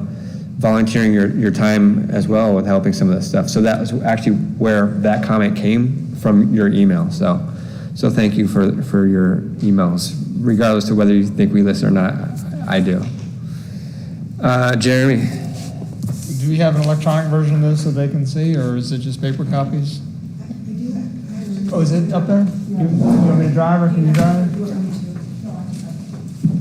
So Joe, I think what I put together is a few, and when it comes up, is my recommendations, because I completely agree. I mean, there's an answer for everything that's in there. There's an answer out there, but it's, okay, where are we actually going to make hard cuts? So that's the approach I took, is here's the recommended budget adjustments I would like to see. Roll forward one. So the table on the left, we had this 6.4144 was the upper limit. I don't know what the basis of that was, but I think it was a quarter, 250 basis points. What we settled on was at 6.1644 in the middle, and then the rollback rate, which is what I was personally targeting. I put those up there because I want to demonstrate what the challenge actually would be. It's not as big as everyone thinks. The 688 number in between those two rows basically means if we went to that higher millage rate, it would have given us an extra $688K. Same thing on the bottom. It would have been a $1.4 million challenge to hit rollback. So to me, that's a 10% challenge. I come from an industry that's pretty standard. You don't take anything to the boss without getting a 5 to 10% challenge right off the bat. So on the right side are the recommended things that I want to see cut out. Greenhouse gas study, there's the pages that they're on in this draft budget book, B56. That's the equivalent millage rate, so 0.024. And then there's admin assistant. To me, an indirect FTE we probably shouldn't be funding. If it's a direct labor, potentially. I've got some detail on the golf sprinklers, but that would be, I think it was 800K, but it represents 0.29 millage. But my graphic here is if we're not supporting those top 4 objectives across the top, which are our strategic initiatives for the city, we should either be buying down that millage rate on the left or investing in those deferred capital investments. Again, this is where I'm at. Those are just some suggestions. I put bullet 3 in there, the next highest priority. However we want to go through that. In my mind, it's just, there's a rack and stack list of all the projects, and we draw a water line somewhere. And all the stuff that we said were cut was just things that were below that water line, or I should say above that water line. But again, this is what I'd like to see cut. Roll forward one, please, Patricia. So this is out of the general fund. Yeah, and to clarify, that 5.3133 was the initial rollback rate. It's Right. not the final. It's higher now. Yeah. And I think the 6.41 was brought initially, and the city commission opted not to set that as the max Right. mill. Yeah, that's what I that just didn't number know what was. the basis of why we didn't make that 7 or why we didn't make it 8. There had to be some roll-up to get there, and I didn't understand that, but it's. The 6.4? I think Yeah. legally you can't go up over a It's a certain maximum. percentage. Oh, so that was the max. And you have to have No, a no, certain no. amount of votes. It was just if we were going to fund all of the projects that were initially in the preliminary department requests, that would have been the millage to fund everything. And it required a And then when we brought that, But that represents $688,000 more to the general fund, and you're saying that would have funded all of that stuff that was cut? I think the I don't initial. think so, because we cut 2 million, so, I mean, we're cutting, there's yeah. $4 or $5 million right here. But there's a lot of things that happened. So there Okay. were projects in there that, from that very, very beginning. But subsequent to that, we've learned about other costs. Then we had to refine some of the revenues. So the revenues went down in some areas. Costs went up. Our liability costs went up by over 800,000. So there's a lot of things that happened between that initial, yeah. But that's what that number was at that time, 9 months ago. Right, and that's why I cited 7, whatever, I can't remember, like 718, the special budget. And then That we was set the number max close. millage at the 6.16, which is Fair our current, we can't go over that now. And according to ProChamps or whatever, we were going to make close to $2 million on our Airbnb stuff, and then the $800,000 with the insurance. I mean, So we didn't But get the what we takeaway didn't there have. is, I was just trying to demonstrate the range of what we're really talking for upper or downer. This is some guy, we talked about a lot of these points already. I put this together in my mind. Thank you, Wayne and Robin, for sitting through, because I think just left to right variances, what's changed from every iteration. This is just 2 of them. It sounds like there's been 3 or 4 other iterations that are in various states, but the left side of the RFQ, it's square footage, I've got color coded where the funding stream is, but the driver for this entire scope growth is that 12,900 has gone to 19,000. You can see there's a $3.4 million upper associated with that. And then I think the exfiltration piece, whether it was always intended to be in there, it was not in the RFQ, so I think that's one of the drivers. So between those 2 circled in yellow, that's your $4.5 million cost upper right there. And then I added the demolition design features. Of course, you needed those, but they were never really spoken about, or they were just sort of the initial design phase, and then the furniture and security features. So I put this together because I really want everyone to truly understand it's not a $4 million building, it's a $14 million building. By the time you outfit it and put the everything required in there, we've got some open-ended items, the GMP, the value engineering changes. I think every day we're getting closer or further away from being able to remove any of that cost, but we'll see. So to highlight here that the only requirement that we need to implement to qualify for that grant is that wash-through, 1.7. We don't need 20,000 square feet. So I want to keep those 2 issues separate. If we've got the wash-through, I'm an engineer by trade, so I'm totally on board with the washer. I've never pushed back on that. Well, City Manager, what were you saying? So you have to show in your budget per state, the state's going to go and look at your budget to see that you've included that total project cost. Right. So on why we have to show the total budget, you have to show what that project is going to cost. Whether you show all your sources or not, they have to be able to see that there's a reason why his request was X number. So you won't be able to just show the wash through. You have to show the project. You can break it down any way you wish. You can show, multiple, but if you're not showing at least the 5 million there you're asking for and the 5 million match, you're not meeting the requirements of their grant. All right, so we've allocated it by color of money. The CRAs, we've earmarked 1.7, so that's loosely tied to that function requirement. But the 5.5 grant will actually fund some of that 7.7 building cost. Agree. We know that we'll have to readjust the sources at that point in time. That's And that's something a I match think we'll. grant, so if it was 7.7, we're not getting the full 5 million. So it's a match, so we've asked for the 5.2. If we paid, let's say 10.5 million, then we would get the full 5.2 grant. So my point with this whole thing is it's not the wash through that's driving cost, it's the size. It's the size increase that's driving the overall project growth. It was 4.3 and it's now 7.7. I get it, you've got to blend some numbers and make sure that's higher than the 5.5 to get the match. I mean, the wash-through definitely is adding cost to it. We know that they've changed some of the wash through, so we do know the 1.7 or whatever the number. We haven't seen the number, so we don't know. At one point in time was estimated at closer to 4 million. So I don't know that we can answer that until we see the GMP. It's a best guess at this point in time. Not to mention it helps with our parking situation. I mean, we're just creating more parking because I definitely don't want another parking garage downtown, so. Fair enough. Yeah, okay, go forward one, please.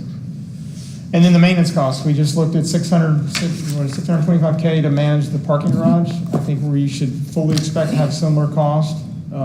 Parking deck repairs on a 4-year-old structure, $600K, 10% of the cost basically. So I think it's probably reasonable to assume we're gonna have, I think you said it when you first swore in, is we manage projects, but then we fail on the maintenance side of it, so. 100%. We don't know how to. Lose sight of we're gonna have a $1 million maintenance cost or something on that order every couple of years. Fire door, we've talked about the fire doors today. And then my understanding there's the AC in the police department's not working. So it's a problem with our computer system, yeah. So a similar thing there, I'm highlighting this, is it's not just the build cost, there's future costs, maintenance costs that are certainly associated with that. I pushed to have some annex down at the city hall, the Public Works. Sounds like that's not gonna come to fruition, but that's my position. Go forward one, please, Patricia. Okay, so a different topic here, the golf course.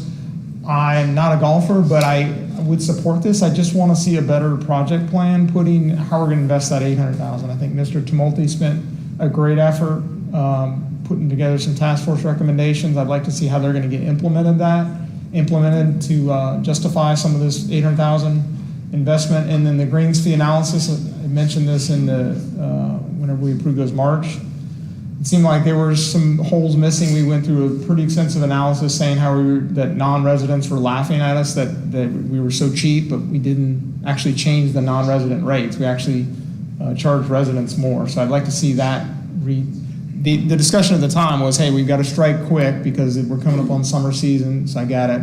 We voted for it, but I'd like to see a follow-on to that to really put some business sense to these rates driving how we're going to resolve some of those task force recommendations. 800,000 for sprinkler upgrades. It sounds like that's been punted on a few times in years past, but it's something to food for thought. And then I think that's probably the last chart. Okay, then CRA fund. Again, same thing here. This is my recommendations. The 4 things across the top are pulled out of the CRA mission statement of redevelop, reduce blight.